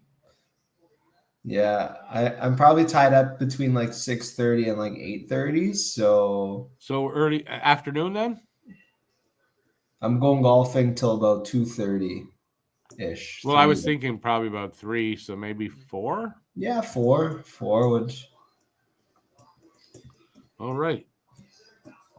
I'll change it on there anyway because I was just had to put something, so I just put. And is it a head-to-head or a points system? Head-to-head. Head-to-head. Nice. Okay. Yeah, points is kind of good. Kind of too vanilla. Yeah, head-to-head is more fun for sure. Yeah. No, in one league I have with my classmates, I have Caulfield, Suzuki, Slavkovsky, and Matheson. So yeah, I try to do that. Get a bunch of. I have that all stacked up and ready to go. You're missing another certain particular defenseman on the Habs. Yeah, I would have thought you drafted. No, I want to see him on power play 1 first before I. Guru say, okay, I'm going to send everybody. It said everybody got invited. So Guru, it said that you accepted. If you fire up the app, you should have something that says like the league's restarted or something like that. Yeah, maybe you got to check in spam or something too. Anyway, I'll send the invites out again. But anybody out here watching, if you're not already was in last year and you want to be in, there's still 4 other spots other than the one I'm going to send to Luca. There's still 4 possible. I need 2 or 4. I can't have 1 or 3. But if anybody's interested, send me an email to my email, talkinghabs@gmx.com. It is in the description of all my videos. And do it soon, and I will send you an invite for the fantasy. And this year, I think we're going to give away a T-shirt for the winner. So there's a prize. Last year, Matt set it up. I did not say anything about a prize. This year, we're going to say it out. If somebody will get a T-shirt. So what you're saying is I'm getting a T-shirt, Rick. That's what you're saying. Nice confidence. I like the confidence. And he's got reason for it. He's got reason. He did pretty freaking. Did you not do? Was it you? I'm not saying no. You were in the year before, weren't you? I was a couple years back. Right, and you killed everybody, didn't you? Yeah. Yeah, that's what I'm saying. He's got reason for being confident. So yeah. Besides, Luca, you're wrong. I owe you something. You had a prize. I'm behind in prizes, and I apologize. I know I am. There's a prize. I have something up here on the shelf. I don't remember what for, but for winning that fantasy pool, there was a prize. That? Yeah. That's what I owe you a prize for that. It's just last year I didn't have a prize for it. Yeah, I don't remember because I remember we did the playoff bracket. It might be for the brackets. I don't know. You won a prize for the bracket, and you won a prize for something. If there was I remember. I think you sent me something for that, but. Okay, so then I sent you for the pool. I think I owe you for the bracket. Wow. I know I owe you something. Yeah, because you won the brackets that year. Yeah, don't worry about it. Whenever don't worry, you'll win this year. I'll send it all at once. There you go. Yeah, right? You're gonna win. You said. Right? Yeah, no, I still have what you sent me actually in my drawer here. I don't remember what it was. It's like a couple of years ago now. Yeah, I still have it. I'm trying to find it. Where is it? Might be in a different drawer, but I remember putting it in one of these drawers I have here. But yeah, no worries. No, I'm trying to. I don't remember what it was. It was a puck. It was a puck. No, this is killing me now. Was it a puck? It could have been that it was a puck. Yeah, baby. Kirby Doc. We got. Oh, there. Speaking of Doc, thank God I don't see it yet. Sorry, everybody out there. I didn't even think he meant to score. It was supposed to be a pass across. It just hit off at somebody went through Allmark's legs. See, they're just Ottawa just took a shot at. I think we're really far behind, me and Rick. Oh, I'm at 16 minutes now. That's a great play by. How did that go in? Is that Allmark? That's a bad goal led by Allmark. Good play by Luke Tuck, too, to hold the line. Oh, so it deflected, went up the defenseman's glove, hit off the inside of the right pad of Allmark, and went trickled through his legs. I saw you, Rick walking down the street. But before I go, I want to get your guys' predictions for Lane Hudson's rookie season and points. I say anywhere between 40 and 45 points. What are we thinking? Well, I got 45 to 50. Yeah, I got the video out. But I think in that range, somewhere between 40 to 50, I think. I got 10 goals, 45 assists, 55 points, winning the Calder. Now, that was before the Line A injury. And I think that injury, even though it's only going to be 2-3, it's going to affect some of those points. Mm-hmm. Yeah. How much, I don't know. So I got I don't know. I could see him having a season similar to Adam Fox's rookie season, which was 9 goals and 30-something assists. I can see that. Yeah. Which I could see as being pretty realistic. I went bold or go bold or go home. I decided to go bold. Yeah. I think I agree with Aiken, and I think Mitch Cobb will probably win the Calder. He'll be getting lots I of wouldn't have said that going in, but it seems like the way he's playing, like now that we see him, he seems like he's pretty damn good. Yeah, I think his skill level right now is one notch above every other rookie's skill level, even above Celebrini's right now. But that's in preseason. And he still has a little bit to prove on that level once the season starts. Mm-hmm. I'll just say that. So, yeah. That's fair. Fair enough. All right, Rick, I'll wait for you to send me the link to that fantasy. Yeah, I got a note here. I'll do it tomorrow. I'll send it off to you tomorrow. Smokes. They almost scored again off a deflection like Good that. to see you, Luca, as always. Eh? Yeah, and thank you. Thanks for clarifying that stuff there. About of course, it's complicated. There's so much misinformation out there. And we're just laymen. We don't really fucking know anything about. Yeah. We don't know anything actually about medical. And it's complex, and you hear all these things thrown around. ACL, PCL, MCL, meniscus, all these terms, and so it's exactly. So thanks. A lot to digest, but try to break it down. No, actually, it's no. I understood it, but I mean, but at least we have an idea of what's going on there with them. Yeah, for sure. That was cool. All right, and enjoy back to watching the rest of the game. Yeah, enjoy the game, and we'll catch up soon. Yeah, we'll catch up soon. All right, man. Go Habs, go. Wow. There. Awesome. Always good to have. Stop by Primo. Always good to have Luca on. Especially in this case, awesome that he can clarify some of that. It's good to clarify that. And understand the injury. All right, so we're like 5 minutes into this second period. And we are up 2-0. Is there a power play now too? No, I must have missed that. 6 minutes gone. I've got. Montreal up 11-5 in the shots clock, too.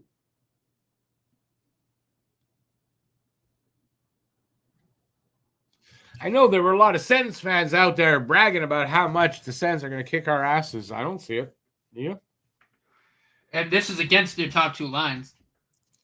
And that's what right. It's a shitty team of ours. It's not a great lineup. And they got a much better lineup, should be. And Montreal holding their own. Love to see it.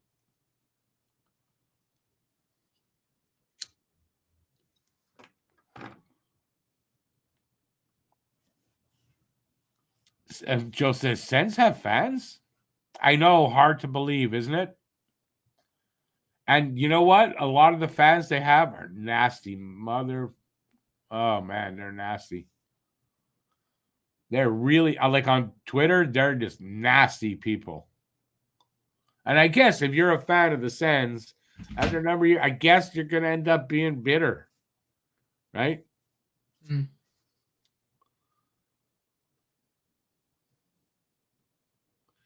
It's still a preseason. To be fair, they could still do it when it counts. Aiken, absolutely, 100%. I mean, it's what I kind of said I kind of said that to Luca. I forget now what we're talking about, but preseason as Bichkov, right? Preseason, he might not look as good in the regular season, and he might. You never know. It's hard to tell. He still has to prove that, but definitely looks better in the preseason than I thought he was going to. And it was more hoping he would, because I wanted to be able to rub that in on Alex and look how bad, But no, overall, I'm happy that, I got nothing against Michkov. I got nothing against him. I didn't really want much. No, I want players like that in this league. And look, I said, got nothing against him. Demidov's coming in next year, so. Right, no, Michkov absolutely looks like he's got amazing potential, and we'll see where it goes. But I still think there's a little bit for him to prove in the regular season, and once he does that, then that's fine. I just think there's just that little bit. I do think he'll pass, whatever tests need to be passed. No, I think so too. But like I said, it doesn't bother me because we have Demidov coming next year, and I honestly think Demidov's right there too. Well, that's it. So for me, they're so close. It's not even funny, really. So it encourages you for what Demidov's going to do when he gets here, right? Is Michkov looks like that? Well, Demidov should be good too, right? And the question will be answered the same,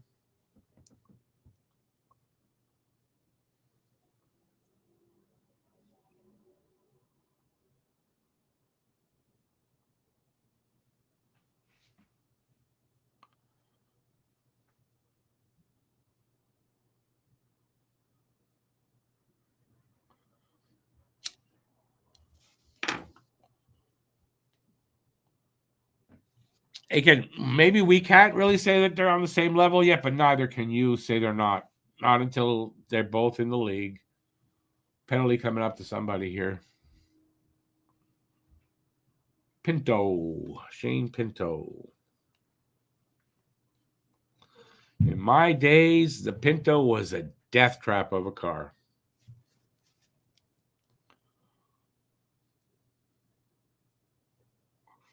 Right now, Michkov is better, though, but he is a year farther along. So if he wasn't better than what I was, then those that think Demidov is better would be right. So Michkov should be better right now. So, and I'm talking, let Demidov be in the league a couple of years, Michkov a few years, and, maybe then make comparisons. But there's no reason to compare. They're both going to be good. That's all that matters.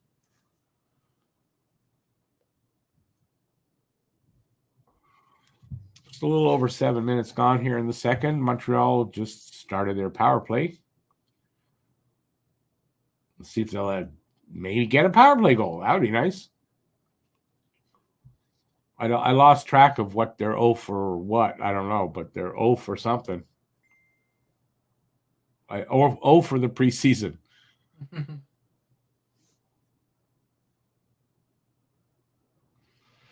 Aiken, you say to this point, Demidov just got into the KHL and he's doing well. And I think at that point, if he has almost a point a game, you got to say third line minutes. Yeah, and you got to say that that's where it stopped. He's not better at that stage. And I dare say that if when the season's done over there, Demidov's going to be just as good or have a better season. And again, it's not really a competition anyway, right? It shouldn't be. No, but yeah, like I said, Demidov and Michkov are they're right there. I mean, they really, really are. They're both going to be really good. That's what matters. Yeah, they're both going to be phenomenal. Really, like I said, Alex and I talk about it all the time. It's just going to be great for the rivalry. Because they're both going to be stars. I mean, I think so. I mean, they're both that good. Michkov might have a bit of an edge in the scoring, but I think Demidov is better in his own end. And Aiken says there's a lot little bit better puck handler. Aiken says there's a lot more to it than just stats. Well, I don't know. Demidov didn't get to where he is with luck or because the players around him were better. They both kind of got there, right? So I don't know. You can't say it's not the same and it's not. You can't. You just can't. Not till they're both here in the best league in the world for at least a couple seasons each. Mm-hmm.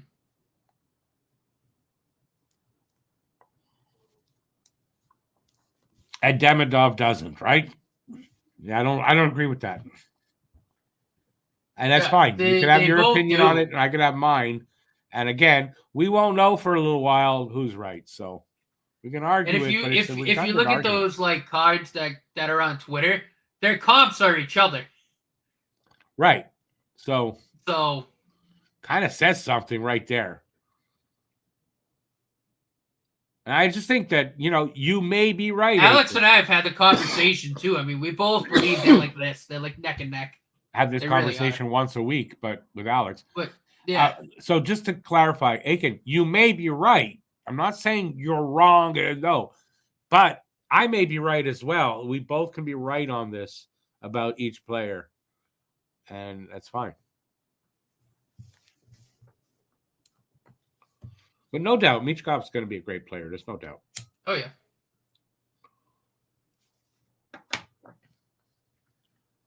Oh, Ivor's about to fight. Ivor just murdered somebody, and now he's in a wrestling match. Let's see. I haven't seen it yet. Oh, is it Brady Tkachuk? Is it? Kill him. No, not seriously. Oh, he hit Stützle. I got to see that. I just saw Stützle like go flying, and then Tkachuk and Jack-Eye dropped the gloves.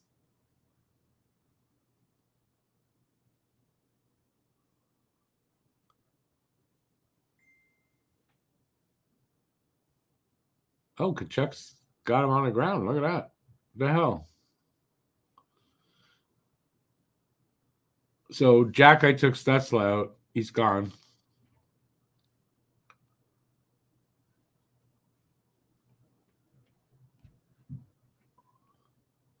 Is this Arbor signaling? That's it. No more Mr. Nice Guy. Oh, my God. I'm going to do some dirty shit, too, now.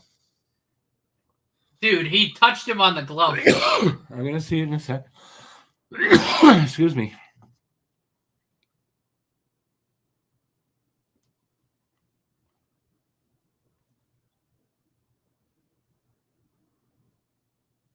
My elbow might have gone up a little.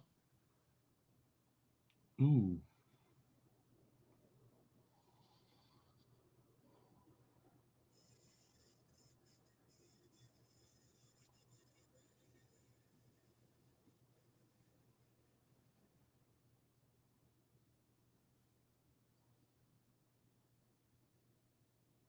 He didn't hit Stützle in the face. The stick hit him in the face.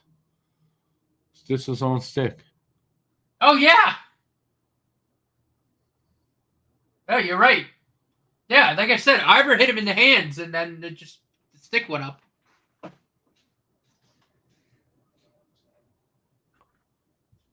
It's kind of funny. When I saw it with Stützle, I wanted to see the replay to see how badly he dove. He didn't really hit him. It was the stick that did all the damage, and Jack-Eye didn't really hit him that hard. He hit the stick. Oh, he hit him in the hand. That's why the stick went up. Right. So I don't know how bad a penalty that is. It's just, listen, you want, although they're what they did to Doc wasn't, like I said. Yeah, his own stick hit him in the head. Ivor didn't hit him in the head with his elbow. Then, Stützle being Stützle. Let's see what they say. Let's see. Aiken, just one last thing on that. It's not a pissing contest. It's fine, But no, I think Aiken makes a fair point. But like he does, but it's not a pissing contest. They're so close. Like they really, really are. Which is again why I don't really care about the Reinbacher over me. I don't, because we have Demidov coming through, and Demidov is right there too. So it doesn't really bother me. And I think we're on a better track rebuild wise than Philadelphia. So it is what it is.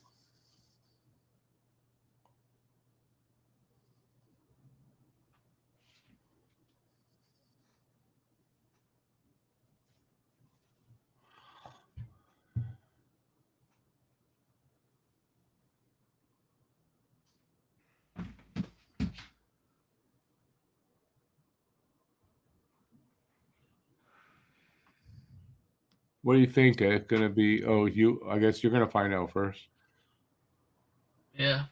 I don't know. I mean, he didn't. He hit him in the hand. He hit him in the hand. That's why the stick went up. Yeah, and I know. then Tim I saw Stützle that. did his patented down to the ice. I mean, he's not even cut in the face. Like, yeah, A little cut because his own stick hit him in the face. Yeah, but a little cut. So it's he was a bit of a Stützle, so dive as he well. had to sell it like he was going for an exactly. Oscar. That's why when I saw it, I'm like, I want to see this because I want to see if Stützle did his patented dive or not. And he did.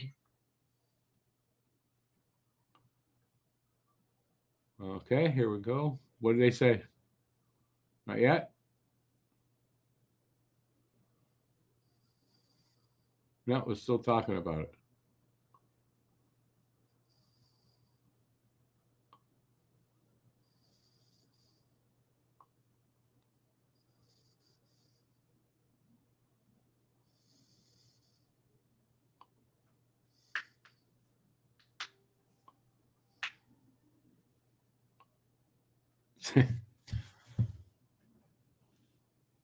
He's explaining it.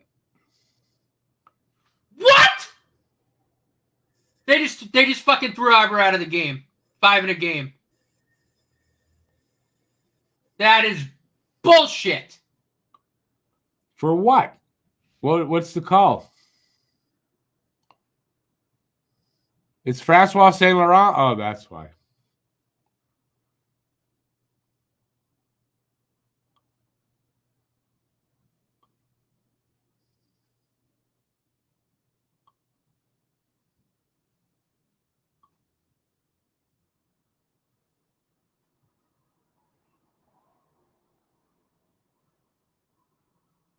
Five minutes in a game for interference?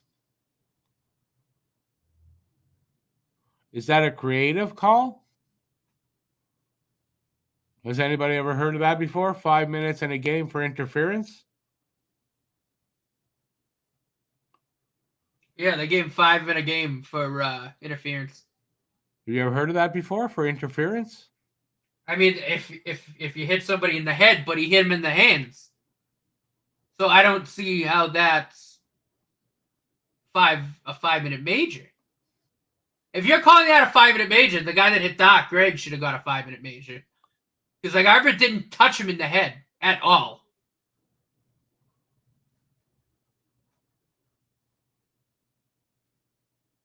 Yeah, no, the ref is not a good ref for Montreal.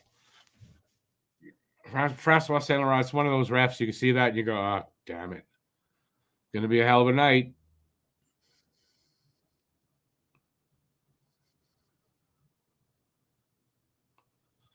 If they gave him the boot that it doesn't boil over, when the Senators kind of were the first ones to have that kind of a call, and when if you're not a blind person and you looked at the video the way they did, and as long as they did, but you're not blind, you would see that's a bullshit call.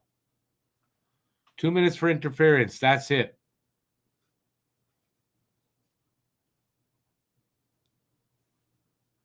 Lucas gets away with a bad call. Have a good night, Lucas.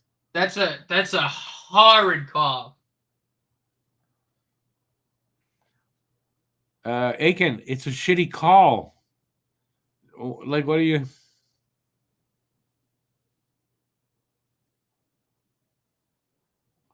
Robots would do a better job, Joe, for sure.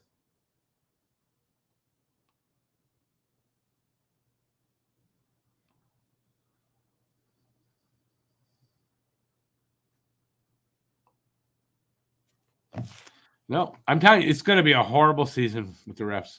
A horrible season with the refs. I mean, preseason, and they're this bad already. Wow.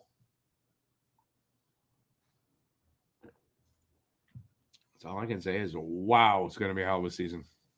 My blood is going to fucking boil on many games this season. So I don't know.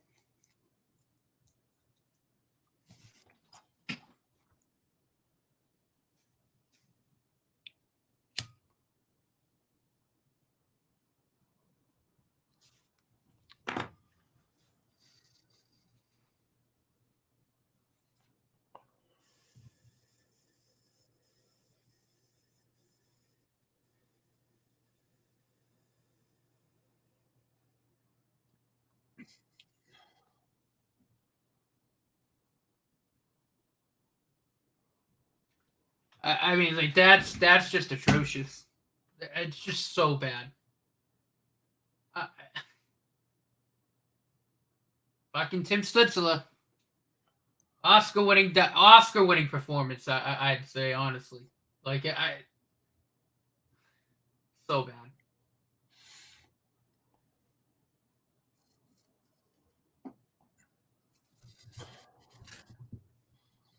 It's preseason, so I'm not going to get over the top mad. No, but I also don't want him to start reffing Arbor-Xhekaj like that. No, I know. That's what pisses me off. I think that's because it was friggin' Arbor-Xhekaj. That's what I think that was because, which is dumb. What actually worries me the most is that Brady Tkachuk took down Arbor-Xhekaj. Well, I don't think Arbor-Xhekaj was ready for a fight because he knew he didn't do anything. Doesn't matter if he was ready for it or not. He should have been able to respond. I don't know. I'm a little disturbed by that. He's fine. They scored. Yeah, it is what it is. It's 2-1, and they got 3:44 left, in which they can continue to score on the power play.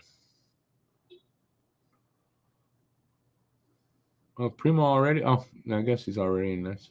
No, he started the game.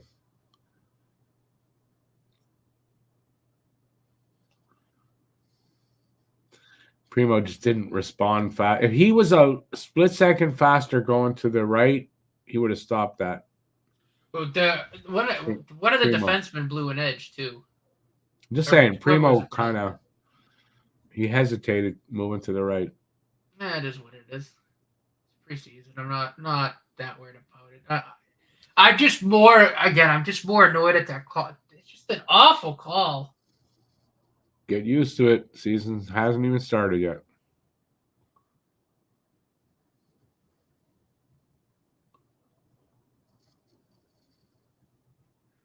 But I'm not worried about Arbor at all. He'll still put the fear of God in people.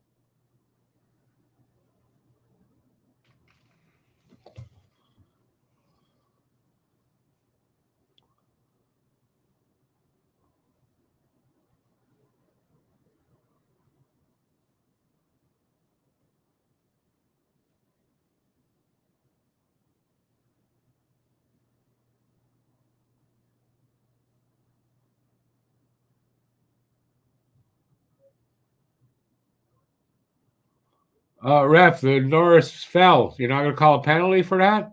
Oh.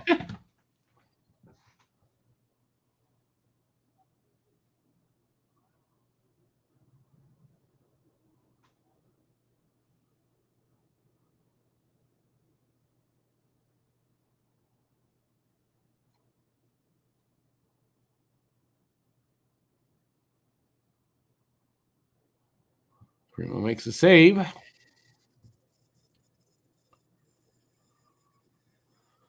Sounds like a ball game coming up, Paul. Have a good night, Paul.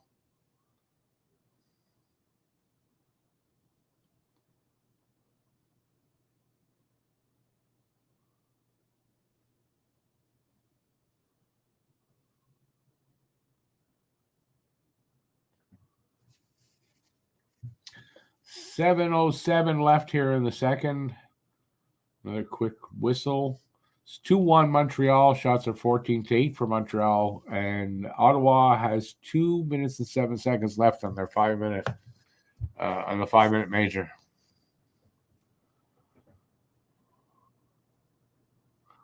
That was a dangerous play from Arbor. How's that dangerous? He didn't hit him. He hit his hand.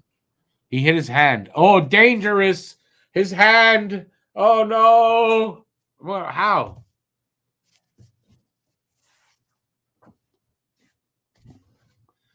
And you're going to say, well, his stick went in his face. Well, then in that case, then any hit on anybody at all is dangerous. That's all. So which one is it?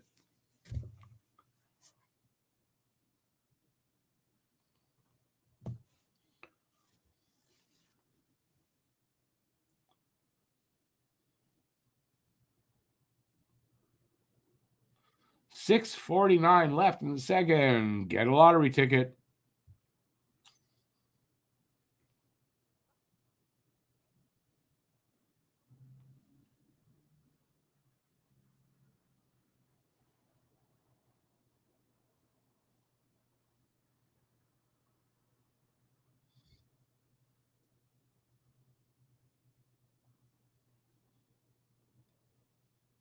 Primo making the saves. 1:35 left on the power play.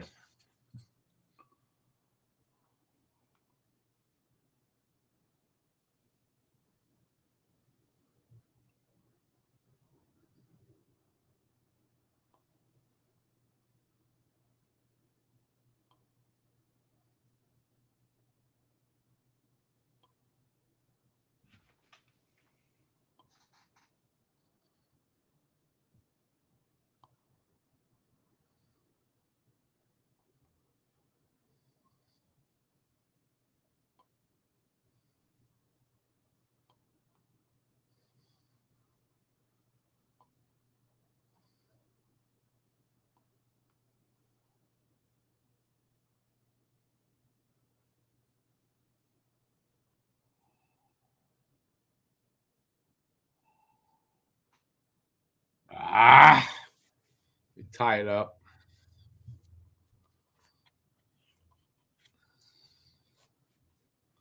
Gaudette.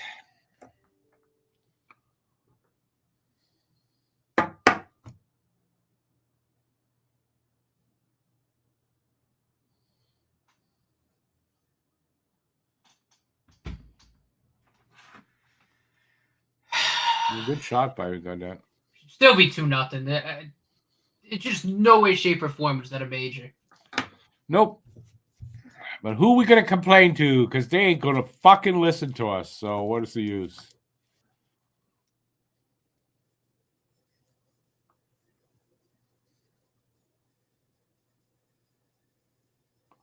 Yeah, Montreal 2, refs 2. And now somebody scored. Matt didn't say who has 3-2. Somebody scored. There's Ottawa again. 3-2 Ottawa. Oh, it's Greg. No. 3 goals on 5-minute power play. How sick is that? Completely swung the momentum of the game. Like I said, it's preseason, so whatever, but it never should have been called a major to begin with. Like, he didn't even touch him in the head. Yeah. Didn't even come close. Unless you consider that the stick touched Arbor, then hit Stützle. It's like Arbor hit right through the stick. Right? Because, Stützle's not to blame for having his stick right here. And for being literally right here. And for being a piece of shit that deserves it anyway.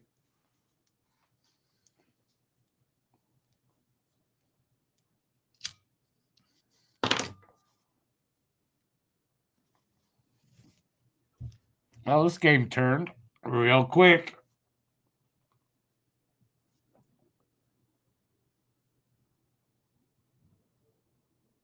Okay, Aiken, enough about Michkov, please. We get a lot of Michkov from Alex. We don't need it from you tonight. Right, Matt? Yeah. Oh, referee, thank you. Set a pick. Oh, he almost tied the game. He almost made up for it.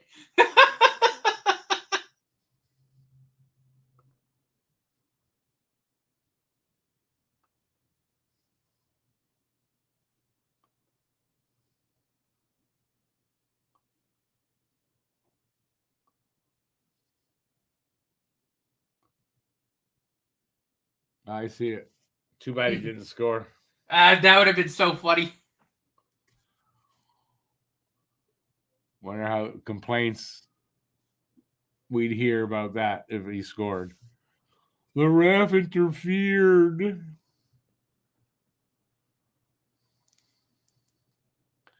Alex is going to love this guy, Aiken says.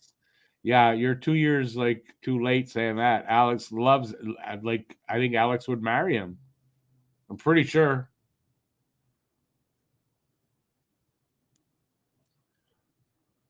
Do I look worried? Hey, Celio.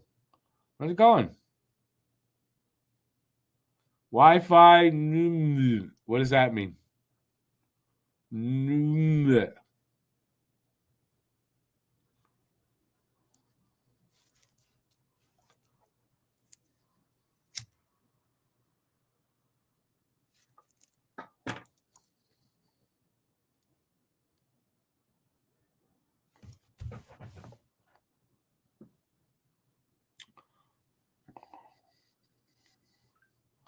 How many people are here? Wow, really, eh? All right. So listen, there's a lot of people in the room. Anybody got questions? Comments? How's everyone liking the game?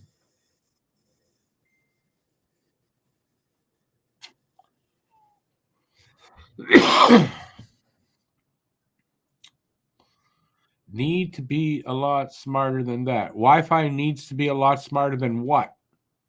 Than what? Explain it. He needs to be smarter than to skate by somebody and the guy's hand hits him. How, like, what did he do? Like, did you see the replay? No, he doesn't need to be smarter than that. He didn't do anything wrong. Refs need to be better than that. That's better.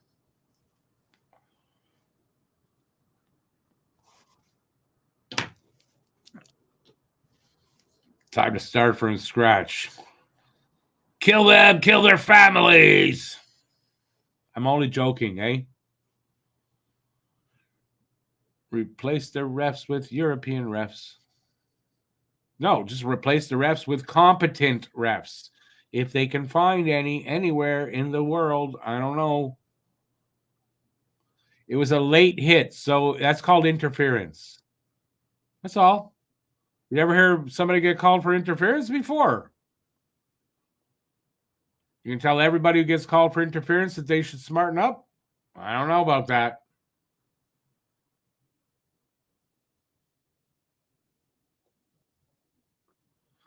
Aiken, I don't know. You've been here long enough to know. Don't tell me to relax. Number one. I'm doing fine.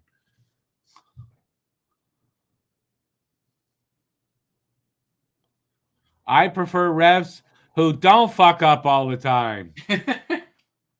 Me too.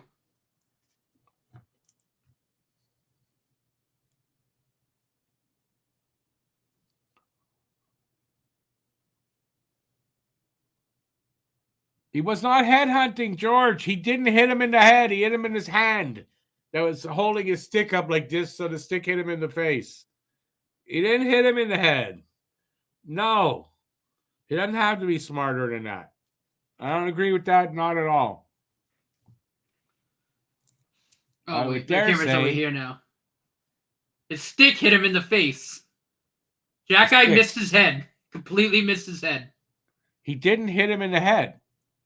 It was interference, because otherwise the penalty would not have been for just interference. So, I don't know.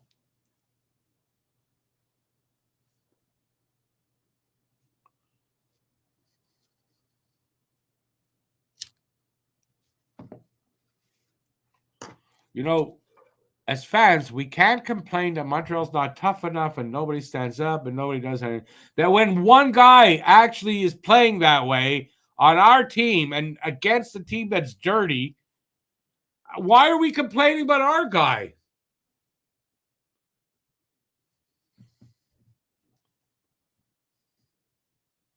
That's a dirty-ass team, Ottawa.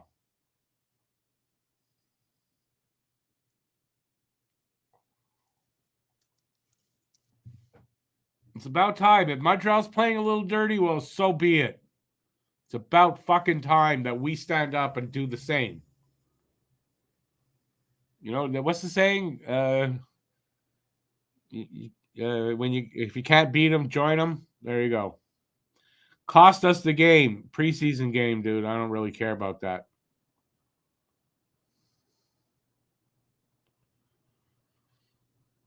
Struble or Jack Guy? Jack Guy.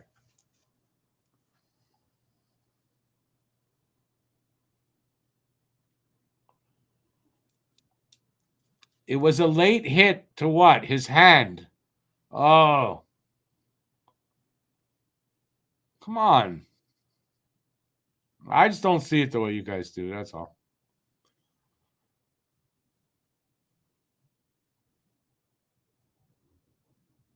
Arbor needs more conditioning in Laval. Okay. Have a good night, Aiken.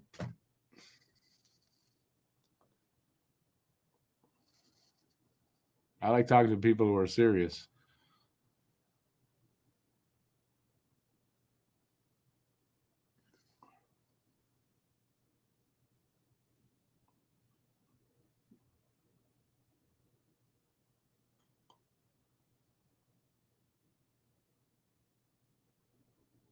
Oh, that was close.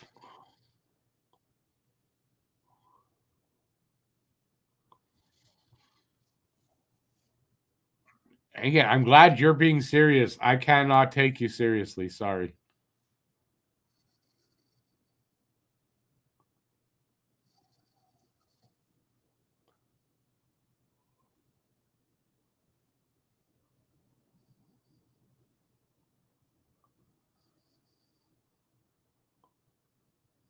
$45 seconds left on the Montreal's power play. Maybe they can get something here, but can't in your own end.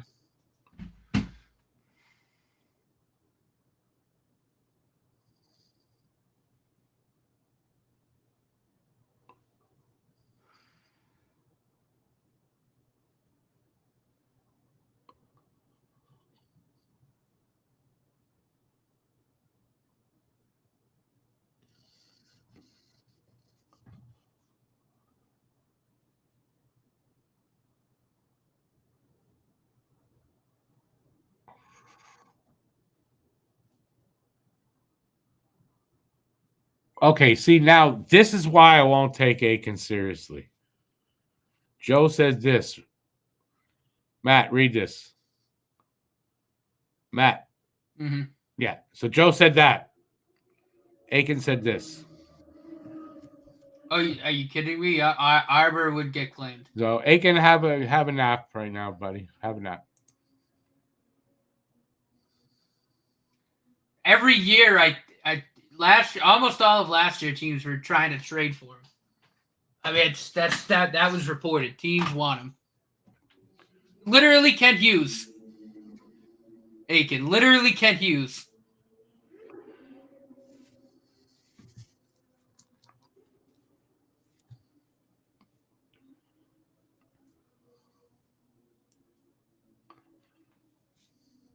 Woo! Buzzer beater? Nice. Canadiens. Luke Tuck. Oh, yeah? I think so. I don't know. I'm not there yet. Almost.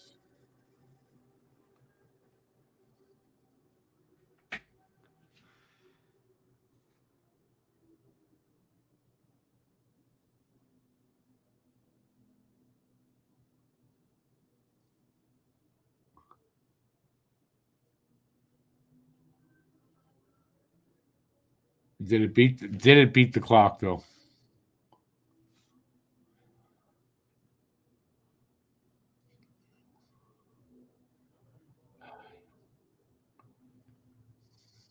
I didn't say timeout. I didn't say that. I'm not timing you out. I'm not doing any of that, but I'm not going to engage in that stupidity. Sorry. It's okay. We've been through all that before, Aiken. I think we're okay now. I'm not timing you out over something like that.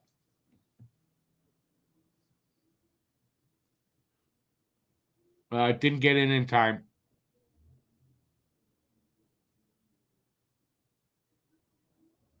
Time expired. No goal. You going to take back that classic remark there? No?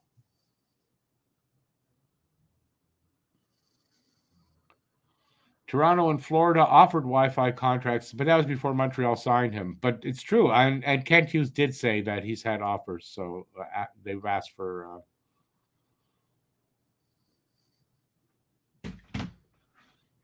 I said we've been through that before. I think we're okay now. I'm not gonna do that to you over Aiken's cool. a difference of opinion, cool, bro. Aiken. But I'm not going to engage on that anymore. I'm sorry. You were ridiculous what you said. I believe that, and I'm just not going there anymore. There's different things to talk about. The other thing too is like I've never ever seen Arbor be a headhunter per se. Like I've never seen that, so I find it hard to believe he was trying to hit Tim Stützle in the head. And watching the hit from a few of the angles in slow motion, I mean, he caught him in the hands and chest. That was the primary point of contact. He wasn't going for the head. Right. And on the other one, on Doc, primary point of contact was the chest. Shoulder caught the chin. Yeah. No penalty. Or 2 minutes. Oh, yeah, penalty. We know Aiken, bro. You good. So why is this such a Arbor better smarten up? Arbor, why? Why?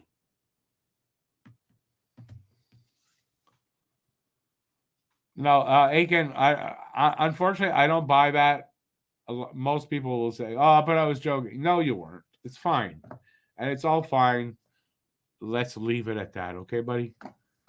You're still okay in my books. Don't worry about it. It's cool.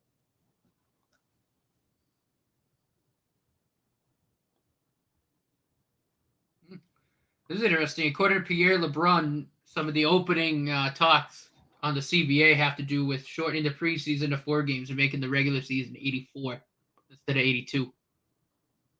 Say that again. I'm sorry.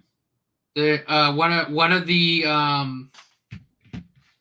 talking points, I guess, for the new CBA is making the preseason 4 games and the regular season 84 games. Yeah, I don't agree with that. I don't think there's anything wrong with 6 games.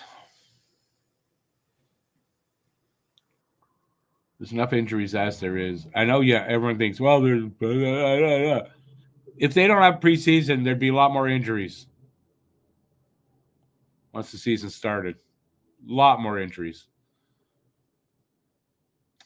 David, Michkov actually is 5'10", 190, if you're talking about Michkov. He's 5'10", 190. And yes, he can be because he was weighed at the beginning of training camp over there.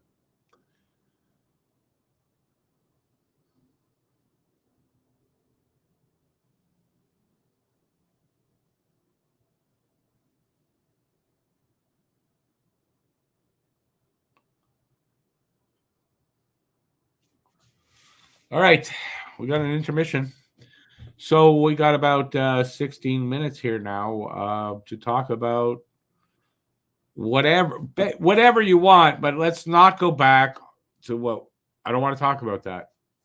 Not if people are going to be ridiculous. But anything else you want to talk about, we're good. So what do you guys say? There's 35 people here in the room. There's got to be somebody got something to say. I know it's supposed to be me and Matt that have stuff to say, but I don't know. I got nothing. You got anything, Matt? I got nothing.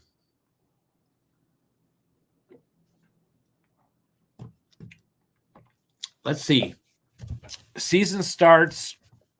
Oh, I'll mention. I'll mention this for the upcoming season.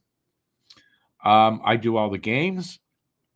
And every year before this, I've either done a pregame show or a postgame show. I'm not doing that this year. What I am going to be doing is a short 10 to 20 minute new podcast. It's just going to be me. And I'm going to go over the game and stuff like that. And on nights when I'm doing it, when there's no game, because there'll be some of those, any Habs news, anything like that, going to be talking about that.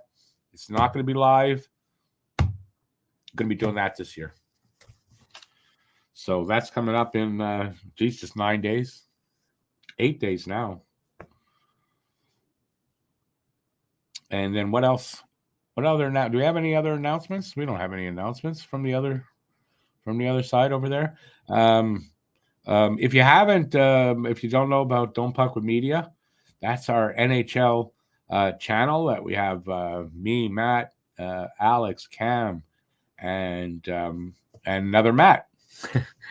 And so you head over there, and the link is in the description here, and give us a subscribe ahead of time and come check out our content. Mostly we're doing podcasts and live shows over there, but I throw up an occasional video. There's a bunch of shorts, and we're going to try to get some more video content to go along with all the shows and podcasts. But check it out, Don't Puck with Media. Or if you want to type it in, at PAP Media, all one word, 24. PAP Media 24. If you type that into YouTube, you'll get right there. Or Don't Puck with Media. All right, what are you guys saying now? Should Tkachuk be fined for Jack-Eye as a third? I don't know if that's what's considered a third person, because Jack-Eye wasn't fighting with Stützle, so I don't think that's considered a third man in. If that was a third man in situation, yeah, I don't know about a fine, but he can get tossed from the game, I think. No? For third man in, I think so. But that's not that situation, because Stützle and Jack-Eye were not fighting. Check out Bejan's explanation about the 5-minute penalty. Who's Bejan?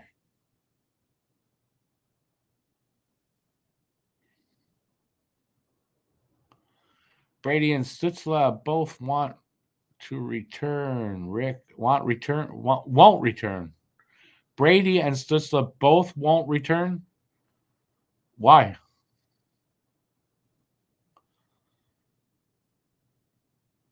Both upper body. Well, Stützle hit himself with his own stick in his own face. So, okay, that's fine. Brady, well, he wanted to take on Arbor Jack-Eye. That's what happens.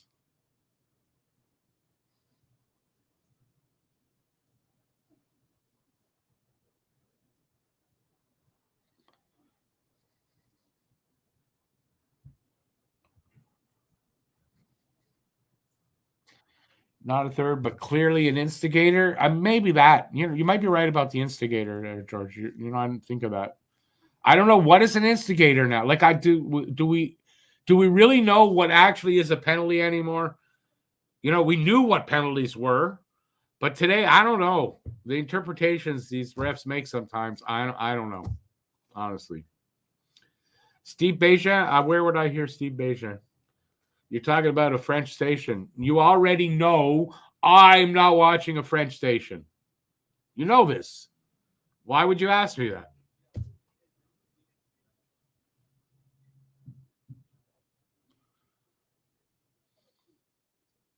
I know who Steve Bejan is, but he just said Bejans. I don't know. There's a lot of guys with the last name Bejan.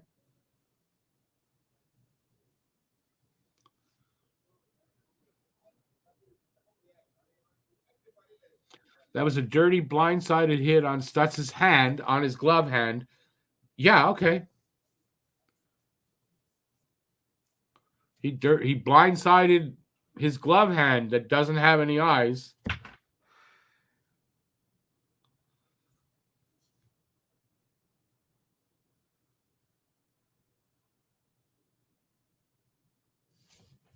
Anyways, I'm sorry. I see it different than you.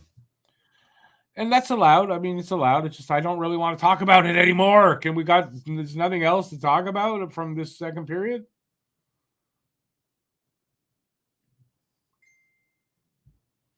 Who's who? You know what?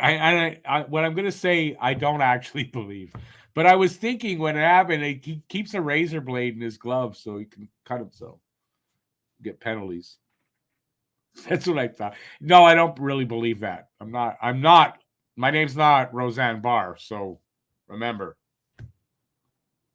I'm not crazy.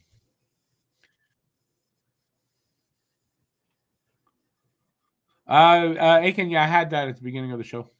Demidov won Rookie of the Month in the KHL with a 4-goal, 4-assist, 8-point month in 10 games.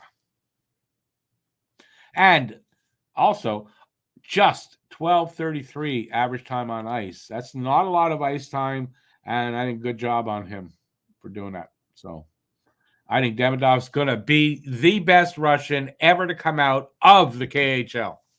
I think I'm going to hear about that now. What? Demidov's going to be the best Russian ever to come out of the KHL. Oh, Ghislaine, he's got a reputation across the league for doing that. If you watch Ottawa games at all, if you've seen Tim Stutzla play at all, you know that he should have been in the Summer Olympics. Could have been a diving champion.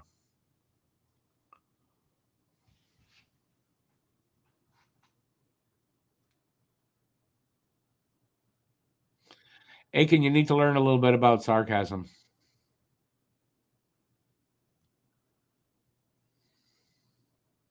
I was obviously being sarcastic there about Demidov. I mean, I hope he is too, but I'm not saying he's going to be. That was a joke. That was an actual joke. That's what you're all here for. You're all here for my jokes, man.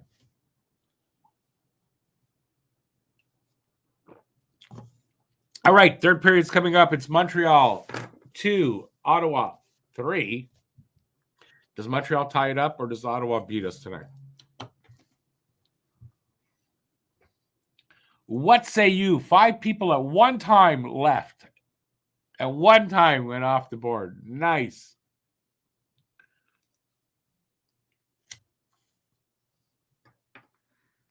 By the way, this still kind of shows it. You can see Arbor hitting his hand and the stick flexing. Kind of doing this. That's where the point of contact was. Didn't hit him in the head. At all. Did I see the prank the Blue Jackets did to Alex Ovechkin? I did not.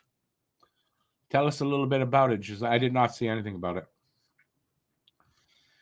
George says KHL coaches are bizarre. I'm shocked at the limited ice time Demidov gets, considering how good he plays. Yeah, that coach over there he's a piece of work, man.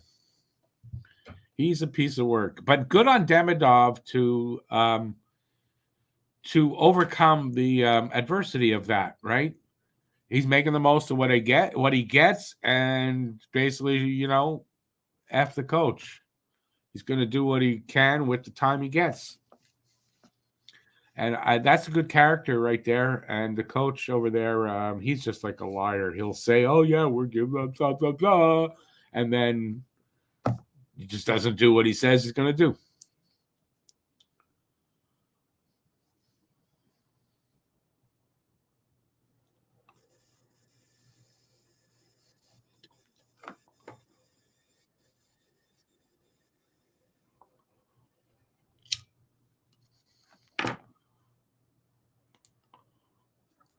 Again, I don't know a lot about KHL, so, I mean, if it's normal, that's fine. He's getting his 12 minutes, but he's making the most of it, so that's good. And if it's normal, then for Demidov, he's fine with it, as long as he's getting in there and getting his chances. And I'm okay with that, as long as they are playing him and if he keeps performing like this, even though it's not a lot of ice time, I'm fine with that this year over there. I don't really want to see him go down to the VHL. No, me neither. I'd rather see him here but he doesn't want to be here. Demidov does not want to be here right now. He wants to finish his season there. He doesn't feel ready yet for Montreal. Not this year. He says next year he's going to be happy. He can't wait to get here, but he wants to finish his contract and he wants to he wants to get a little better over there before he gets here. That's from him. He says that. So.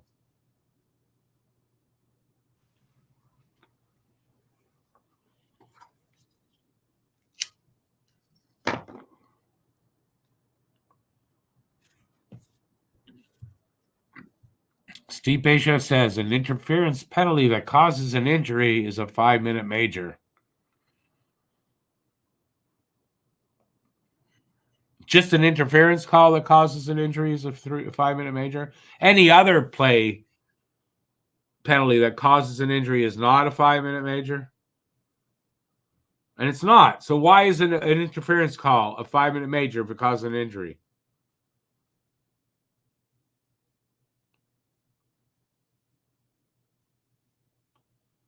I don't get that. I've never heard of that before. Am I being naive? Maybe I am.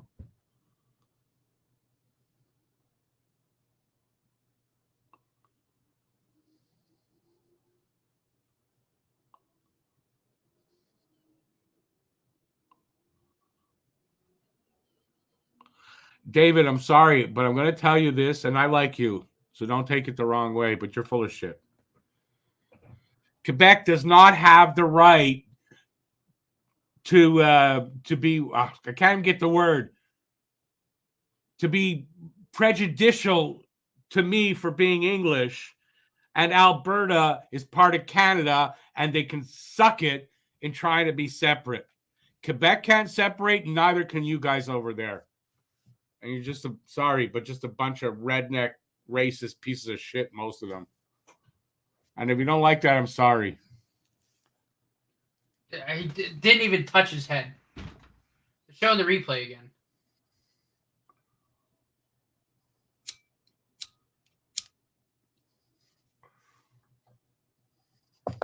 You can tell in the slow-mo he bumps his hands up and he bopped himself in the face. What are the announcers saying about it? You could probably hear them. Saying the contact from Jackeye caused the injury to Tim Stutzla. Well, actually, I have the TSN. You probably have different announcers because I have the TSN feed. If he hit him with his shoulder, he grazed him with the shoulder.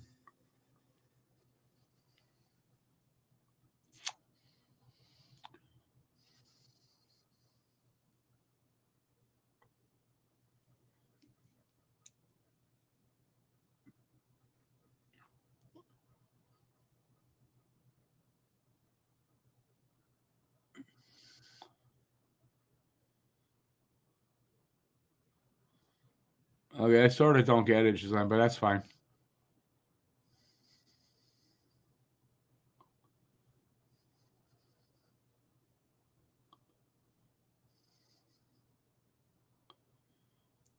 Well, we more than disagree on that, David. I'm sorry. But it's okay. You're allowed your opinion.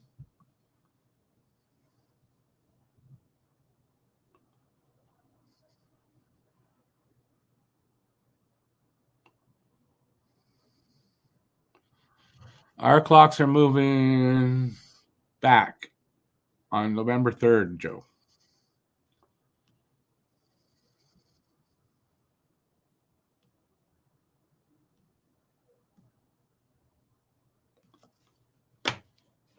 Third period's about to start.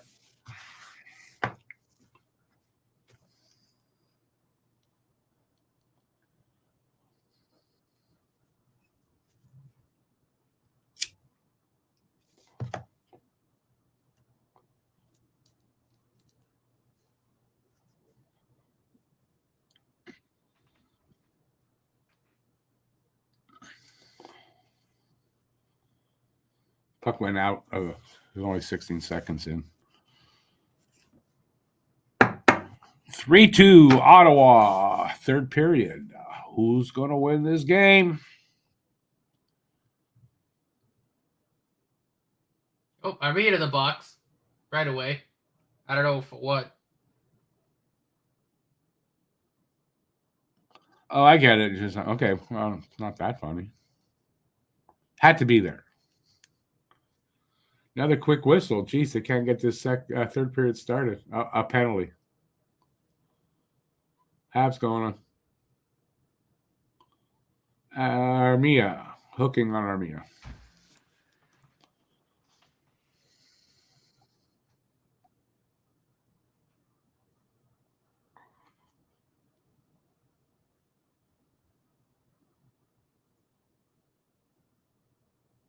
I don't know if you're following the group chat, but I got eerily silent after I sent the still that showed Arbor hit Stutzla in the hand and not the head. I think because they were all listening to Johnson.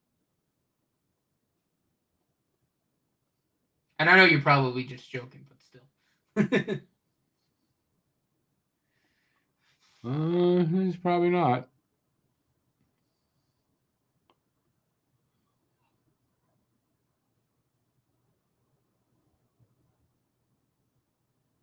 A whistle here, so a face off.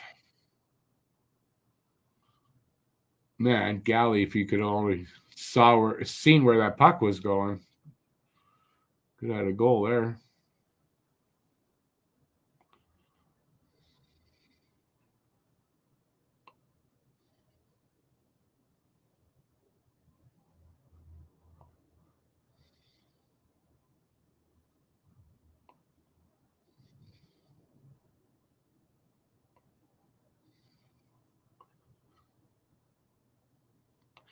Well, 3 of those goals came on a 5-minute major.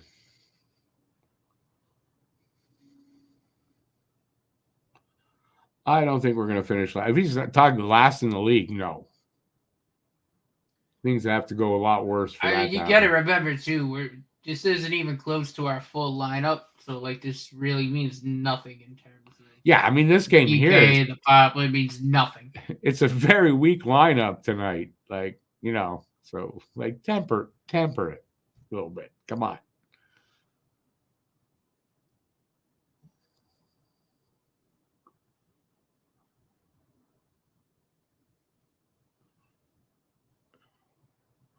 Hey, Zachary.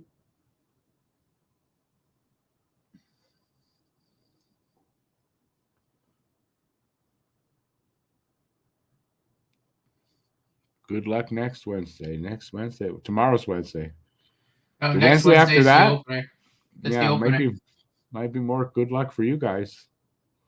I say good luck to you guys.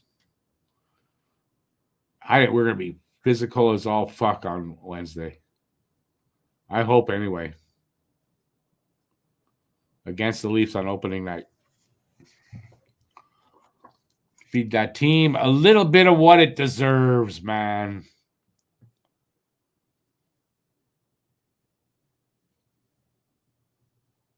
Somebody said that they'd finish last. They can.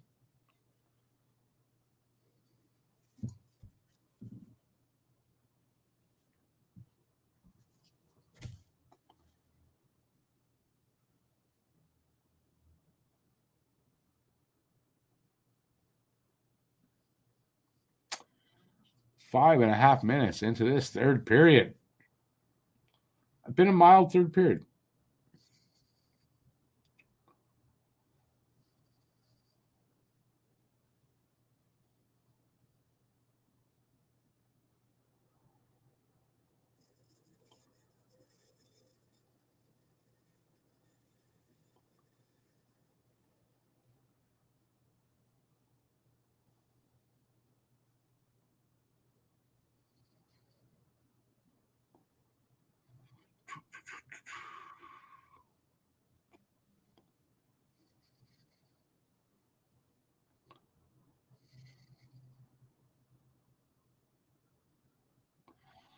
Who's who? No, I hope that Ken Dada cannot be in the lineup. And I don't think Florian will be in the lineup. I want a full lineup.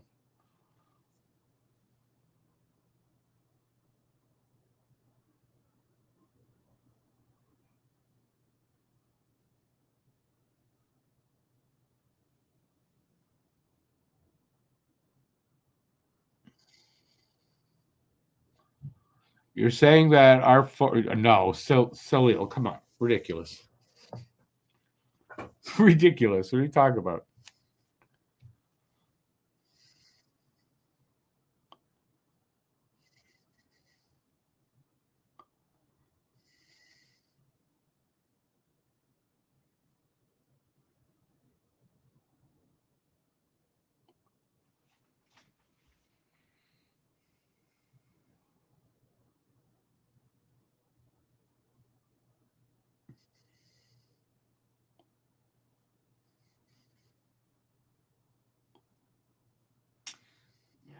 So I'm gonna agree to disagree.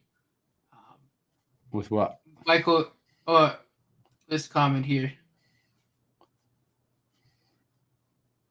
Yeah, no, that's what I already said. I don't agree with that at all. No, look, I mean, Michael Hage is still in college. Kapanen's been very, very good. Owen Beck is very, very good. You know, he'll still need some time to marinate, but there's, there's he's talking about our forward group. That includes, to me, he's talking about Caulfield, Slavkovsky, Suzuki, Doc, Newhook. That's who he's talking about. And if he's not, then he's not saying it right. But even then, like, I still think besides Demidov, there's a couple other kind of that A- level prospects, B+, A-, not just all Bs. Said like Kapanen, Beck, Heineman to an extent, but it's okay. Michael Hage is still in college. So what I see is a lot of negative Habs fans that forgot how to be positive about this team. That's what I see. I just think you're seeing it with way too critical an eye. And it's preventing you from actually seeing the quality of the prospect group and of most of the players already here, or a lot of them. That's what I think.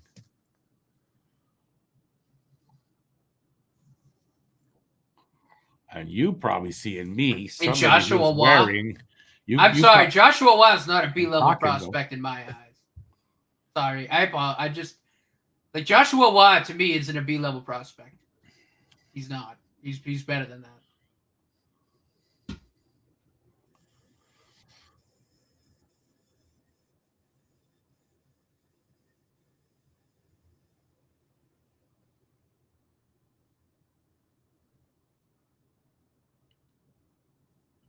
I think you guys thinking Montreal's going to finish down in that range is wrong. I think you're wrong. I'm not saying they're going to finish top of the league or anything. I don't think they're going to be in the bottom 10. And if they are, it'll be at like 10. They're not going to get a chance as these guys you're going to talk about.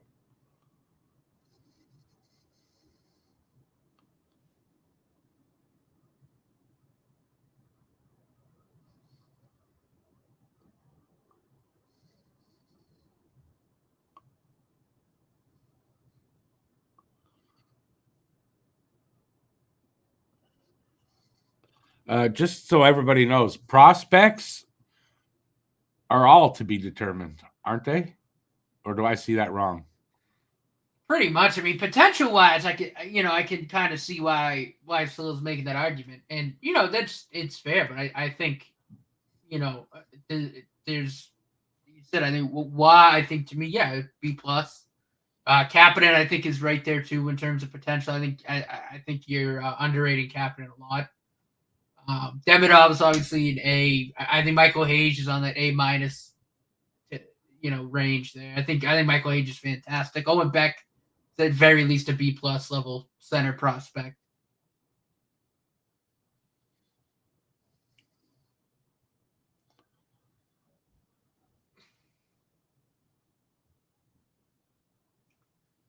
Oh, this game's getting chippy. 8 minutes gone.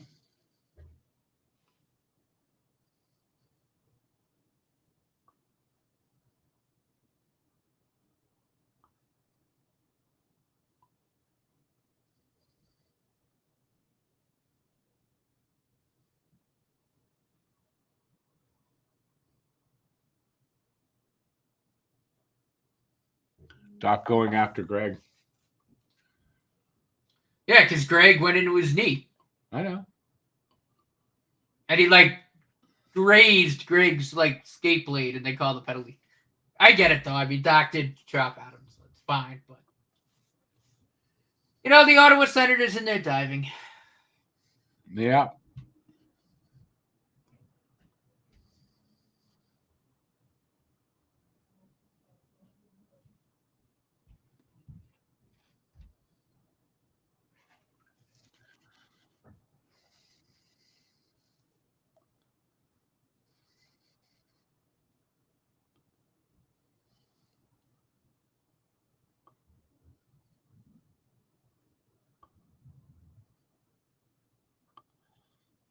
Yeah, who's exactly? Nothing mentioned about the guy holding. That's why he lifted his arm up, Doc. He was being held, or his stick was.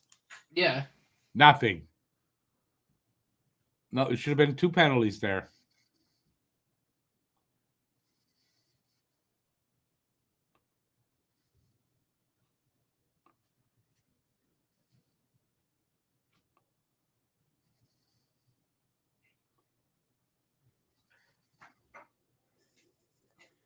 Oh, Andrew, thank you. Thank Really you, Andrew. Appreciate that dono. Really Definitely do. Appreciate the dono. Refs need to be demoted to the AHL.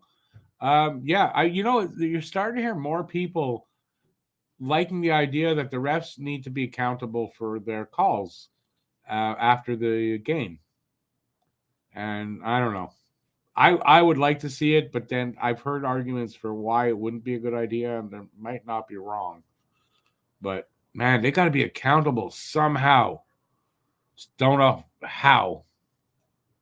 I don't know how they're ever going to do it, but they should. Joe, he's already here. His initials are LH, and he's a quarterback. Again, this isn't the full roster, so I really wouldn't look much into how the power play and the PKs performing. There's maybe four guys in the lineup tonight that'll be in the opening night lineup, give or take. So wouldn't shock me after going like maybe 0 for the whole preseason. They come out in the first game and get a couple. Yeah, I mean, look, it's forward-wise anyway. There's only like 3 or 4 forwards, and Matheson is oh my god! Oh, Kirby Doc and Greg are gonna fight. Kirby Doc's got like a 2.5-foot advantage, and Kirby Doc is beating. Oh, he's landing some good shots. Oh, go Kirby! Holy shit! Hang on. My lord! I haven't got it yet.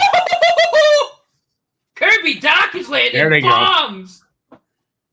Look at this! Oh my lord!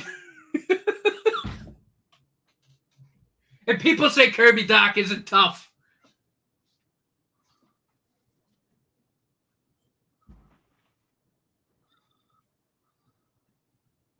Not really hitting him.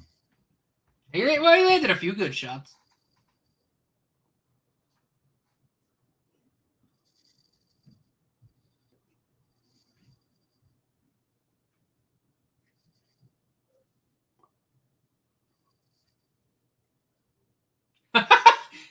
He was talking to I don't know if that was a Sens fan or what. I think someone was giving him shit when he was walking out, and he turned and he just goes, "Call, we'll meet up and settle it." I love Kirby Doc, man. I love that dude. I wasn't that impressed with the fight, though. I don't know. Maybe it's me. He landed a few good shots in there. Although I don't think he really went full balls to the wall because the size difference. He had a 2.5-foot size advantage. He would have killed him, but he landed some good shots. That could be. Aiken, Hudson being power play 2 quarterback might have changed with Line out, because Line and Hudson were going to both be on the power play 2, but with Line out, that might have changed how they're approaching the power play.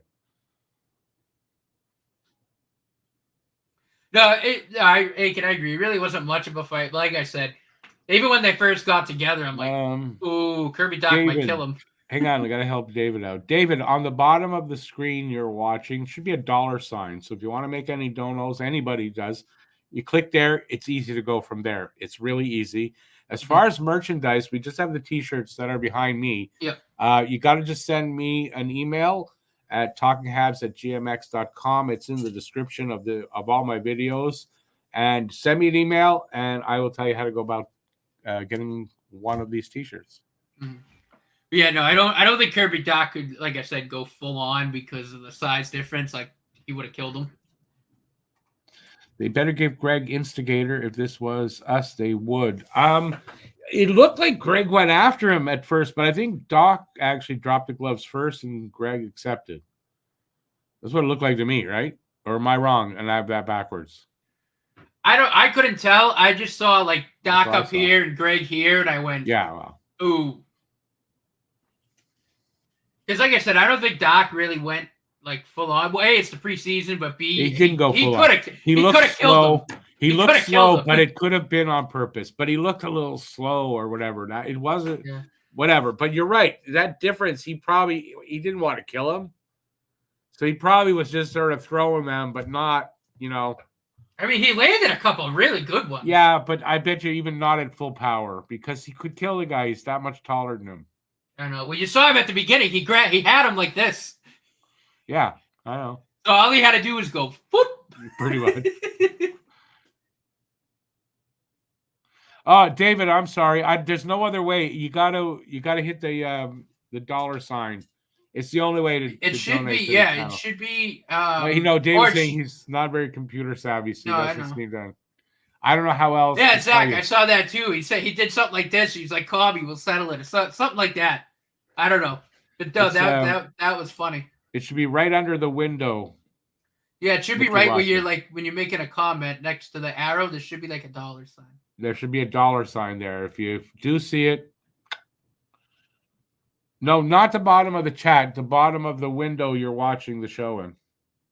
Should be next to, like, if you were going to type a comment, it should be right next to that. It should have a $. Yeah.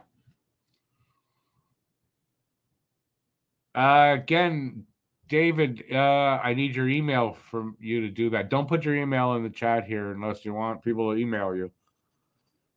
So you'd have to kind of send me one. It's talkinghabs, all one word, at gmx.com. It's really easy.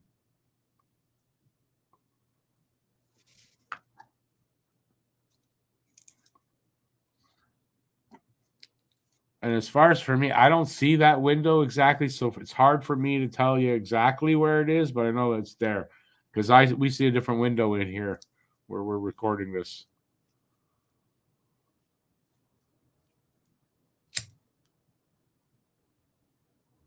So we got 8:15 left. Shots are 25-15 for Montreal and scores 4-2 for them.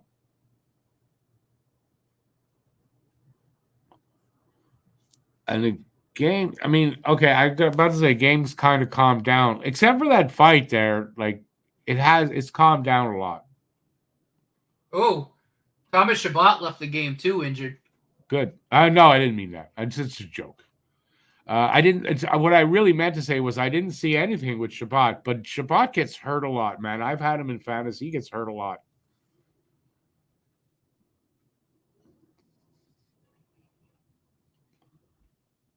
You Leafs fans were right about Ridley Gregg, but that you want to say that, and then your guy. No, you might have been right, but it doesn't change what happened last year.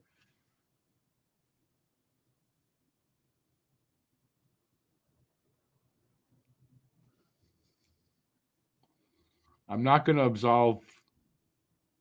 It was what? It was Riley, wasn't it? Because Riley did something, the same thing the next, like a few nights later. So sorry, but yeah, you're right. Ridley Gregg's an asshole.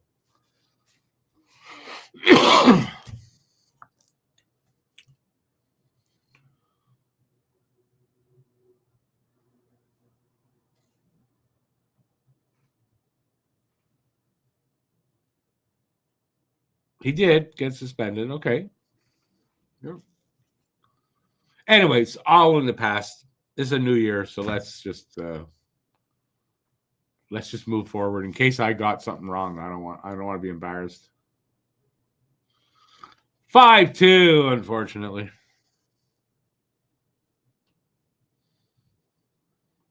Sanderson.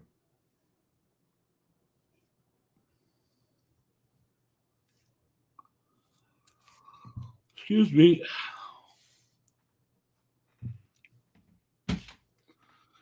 5-2, time for some trades. Yeah, because a loss in the preseason is devastating, man.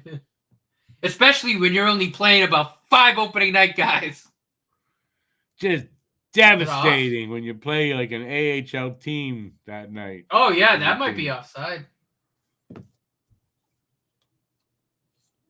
Oh, that's offside. That goal's coming back.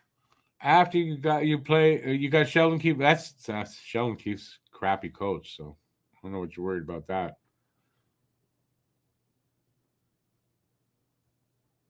Did they actually score, though? It's being reviewed for offside. It looked offside to me. It looked pretty clear. Kind of does look offside. No goal. Offsides. Yeah, that's offside. Yeah, it looked pretty clear.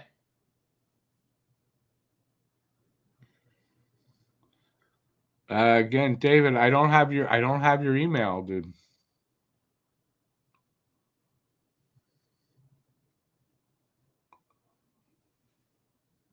I'd love to be able to send you an email. It's not that I don't want to. It's I don't have your email to send it to.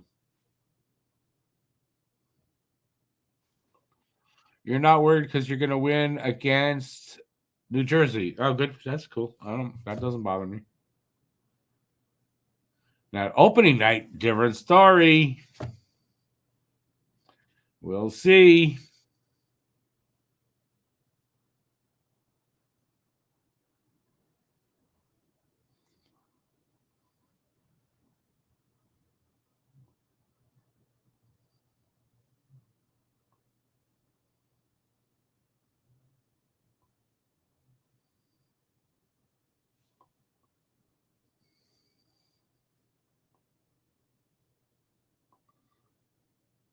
He just talked about a new rule. He forgot to say that if the coach who makes the challenge, if it's wrong, so they have that penalty and another penalty for challenging and being wrong. So if you challenge the puck going over the glass that it didn't, and it did, now you got 2 penalties.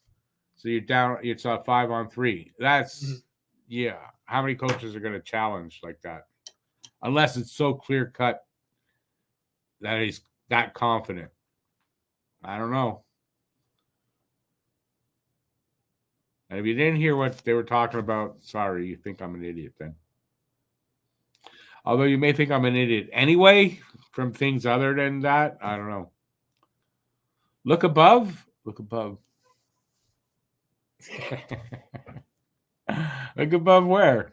Did you wrote it in? I'm looking above. I don't see anything.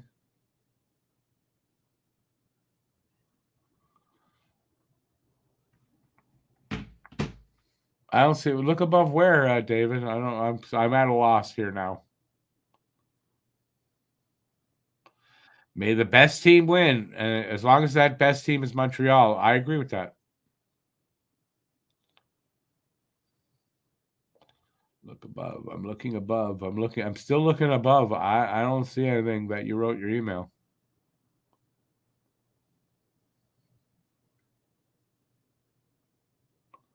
Nope.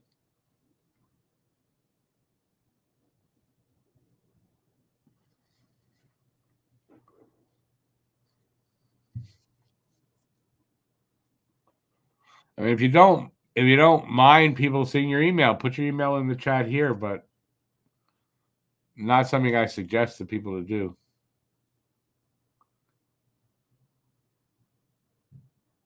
Ooh, Oliver Kapanen, 4-3. Very nice. Oh, with 6 minutes left, that's plenty. Nice goal too, battling in front. Look above. It's here. David, you're saying it's here. Where's here? You do see it in the chat? Because if you don't, it's not here. Because I don't. And you might be putting it in the chat. Oh, you know what? You can't. I don't think they allow. It's a filter. I don't think it allows it. I don't think it allows emails in the chat. So sorry. It seems like you might be shit out of luck. Unless you can find a way to send me an email.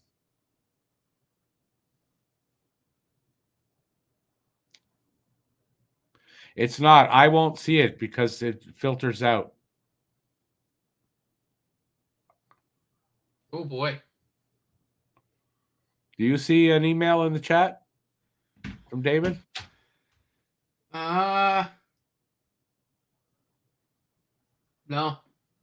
No, because the filters. I have filters set. One of the things is you can't put a link or an email in the chat. So sorry, I can't help you there, David. The Bruins beat the Flyers 4-1, and apparently Sean Couturier did not play well, according to Alex, like at all. Oh well. And Alex is out the game too. I know. So is whoever won that giveaway that they did the other David, day. if you when you look at on YouTube, when you find my videos, right, you can click. There's a description, or you're watching it. There, you should be able to see the description. My email's in the description. Just click on Show More, and you're gonna see, and the email's in there on all the videos. You're going to get a good lesson on how to use this stuff, David. There you go. But yeah, I appreciate it, though. Do appreciate it. It just, yeah, you can't put an email or a link in the chat. And I believe that's a filter. I don't think I have control over that filter.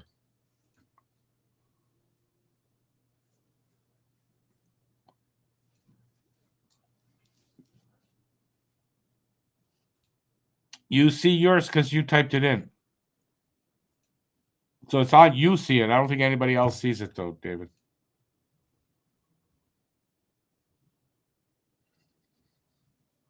It filters out, probably not on your computer, but once you've entered, it filters out everywhere else. But no, good luck. I really do appreciate it. Love to get you a T-shirt. Definitely. And if anybody else wants a T-shirt, anybody out there at all, T-shirt, you can see them behind me. That's one of the designs. And the other one, I don't know. Can you see it enough? Let me see if I can turn this. So there's you can sort of see it. It's the two different designs. They're both available. Just have to send it. You got to be in Canada, by the way, right now. We can only sell it in Canada right now. But yeah, if you're in Canada and you want a T-shirt, yeah, get in touch with me and I will make that happen. Can tell you the prices on the one you can really see clearly.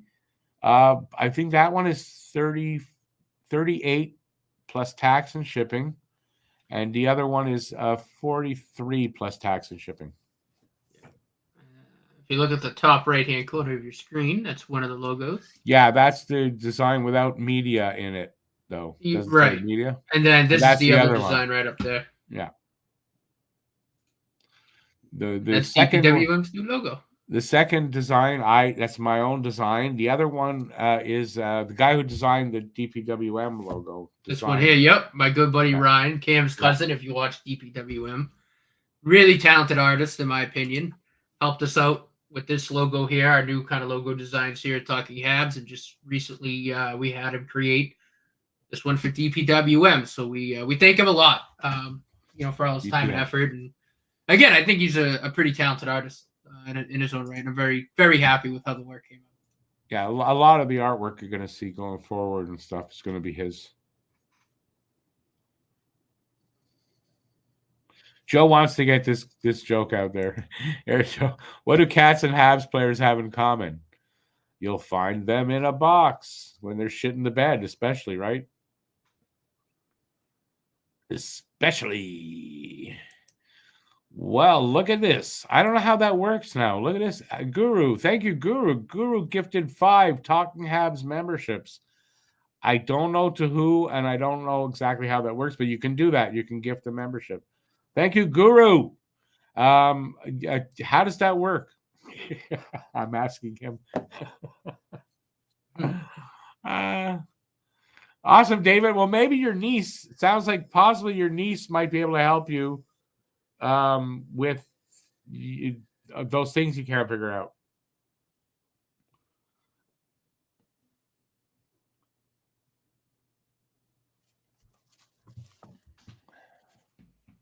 So what we got left? 4.5 minutes left.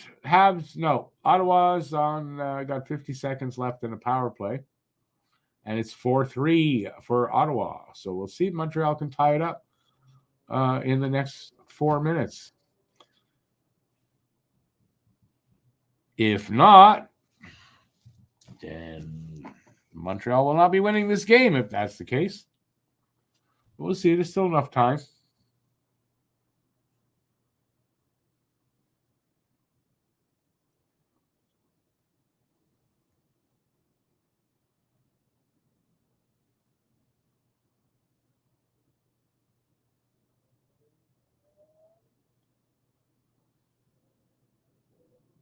Your folks are in Texas.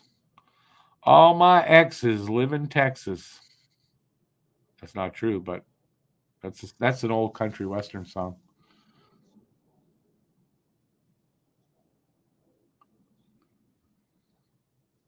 Oh, awesome. But 5 people you mean the first 5 people to go claim one, or you sent it to 5 people in particular? That's what I'm asking. And I seriously don't really know how it works. I know that I've known for a little while they've had this, but I didn't know how it works.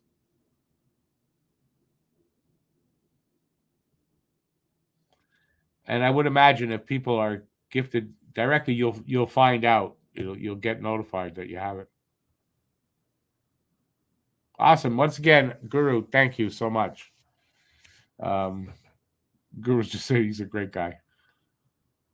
YouTube picks random people in the room. Oh, okay, guys, check your. I don't know where you have to check, but you'll be notified that you've got a gift membership. Oh, from Guru. Guru, thank you very much, my brother. Yeah, awesome. Yeah, really appreciate that, man. Yeah, it's really awesome. Guru, very good friend of the channel, great guy. We love you, Dad. Yeah, Guru's a little more than a friend of the channel. Oh, I keep hearing the Facebook ding. So we got 2 minutes and 14 seconds. And Ray is letting you know the time.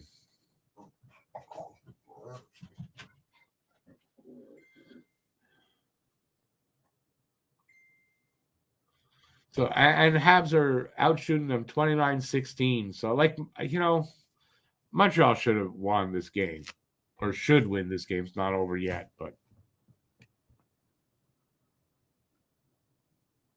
And if you take away that one major penalty, and now you're all going to go back, it's Arbor's fault. This is a 3-1 game.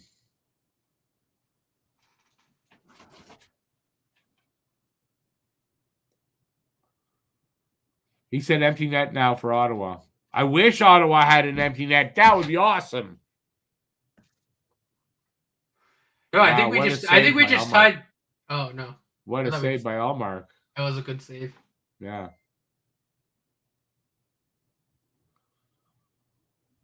Yeah, on Evans, I think too.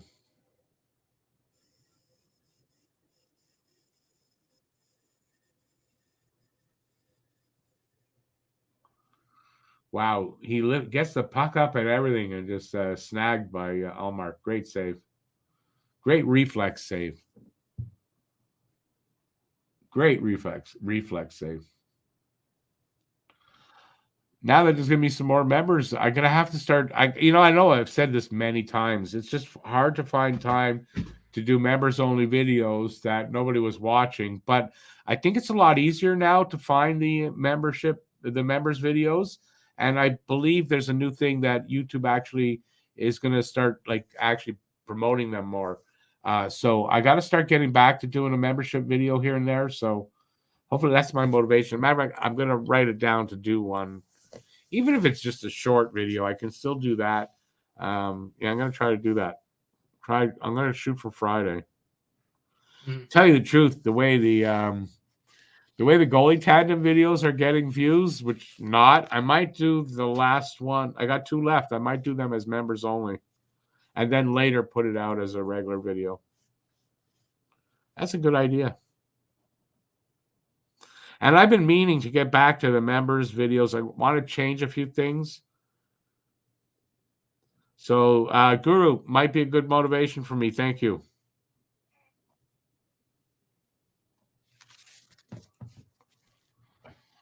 $1:13 left in this third period. Montreal's net is empty.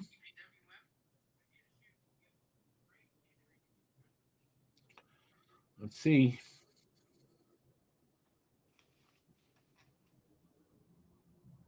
Nah, puck goes down. Not going to be an empty net. Icing call. 52.6 seconds to go.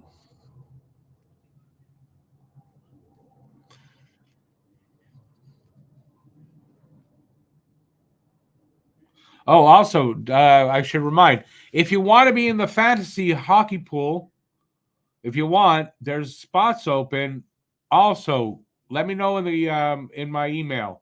Send me an email. Say, hey, I want to be in the fantasy hockey pool, and we'll put you in. The winner and just the winner, one prize only. It's gonna go. It's gonna be a T-shirt going to the winner of that of the fantasy pool. Last year, I think it was won by BL. The year before was Luca, who was on earlier here. I have never won. And if I did win, it wouldn't count. Same for Matt. Matt can't win. Yeah. Henry Wong, Joe Manella, William Deschamps, Johnny B, and Daniel Lirette are members for a month. If you heard your name called, you are a member now of the Talking Habs membership or channel. So you got a membership for a month. Go there. There are videos there to watch. They're a little older, but you might find something you like and enjoy. Oh, for sure. David, do that. That would be awesome, David. Looking forward to hearing from you. And that's game. And I'd love to get the T-shirt out to you. And game is over. Game over. 4-3 win for Ottawa. And still, I guess there's just seconds here. 7 seconds. Yeah, okay. Nothing happened. Done. I'm closing up. There you go. I can take this off now. Thank you. I can take off my headset. Nice. I can actually hear myself properly again. So awesome. Hey, it was a good night. In that, it was a good night. Nobody got hurt for the Habs. That's something new. Yeah, whatever. I don't know where I'm going with that. So what's the next game? Next game is Saturday night. Saturday night, same team, but in Ottawa this time. Montreal will end the preseason in Ottawa. And then I believe it's 3 days off. And then they are back home opening the season against the now even more hated, new and improved hatred of the Toronto Maple Leafs. So yeah, we're opening against Toronto. And then the next night, so Thursday, it's Boston. We're in Boston for I think it's their home opener. Yes, I'm not positive. I know opener. they play a game before their season opener is in Florida for the banner raising. Right. So this is Boston's home opener. Without Jeremy Swayman, might I add. Yeah, well, that's yeah. But Boston, we're going to be in Boston for their home opener on the 10th. I'll probably be at that game. So I won't be on stream. I'll be at the bar. Matt won't be joining me. Oh, that's a surprise. No, I'm just joking. But he might be at the game, so that's pretty cool right there. And he would probably be joining us if he can in the intermissions, if he can. What else we got going on this week that I can tell you about? Well, look for Habnormals, episode 38 already. We're filming that tomorrow, and you'll be able to see that on a Thursday. So look for that. What else? I got a note here to pay my rent. I don't know if you want to. I remind myself so I don't forget to do that on the 1st. What else? That's it. I got nothing else. So we are getting really close to the opening game of the season. Just over a week to go. So, and that's it. I got nothing else to say. You got anything else to add? No. I think you did pretty well there. All right. So I'm getting tired of talking. So I'm going to say good night. It is a Tuesday night. It's not even 10. I hope you guys enjoy the rest of the night. And I want to thank everybody for being here. Do appreciate it, as we always do. And that's it. Until next time, have a great time. That's not what I meant to say. Stay safe out there. That's what I meant to say. Stay safe. Peace out, everybody. And we'll see you next time on Saturday, I guess. And that's it. Ciao, everybody. Have a good time. Blah, blah, blah. I'm going to stop talking now because I know when to. No, just joking. Okay. Ciao, everybody. I sometimes don't know when to stop talking, apparently. Bye, everybody.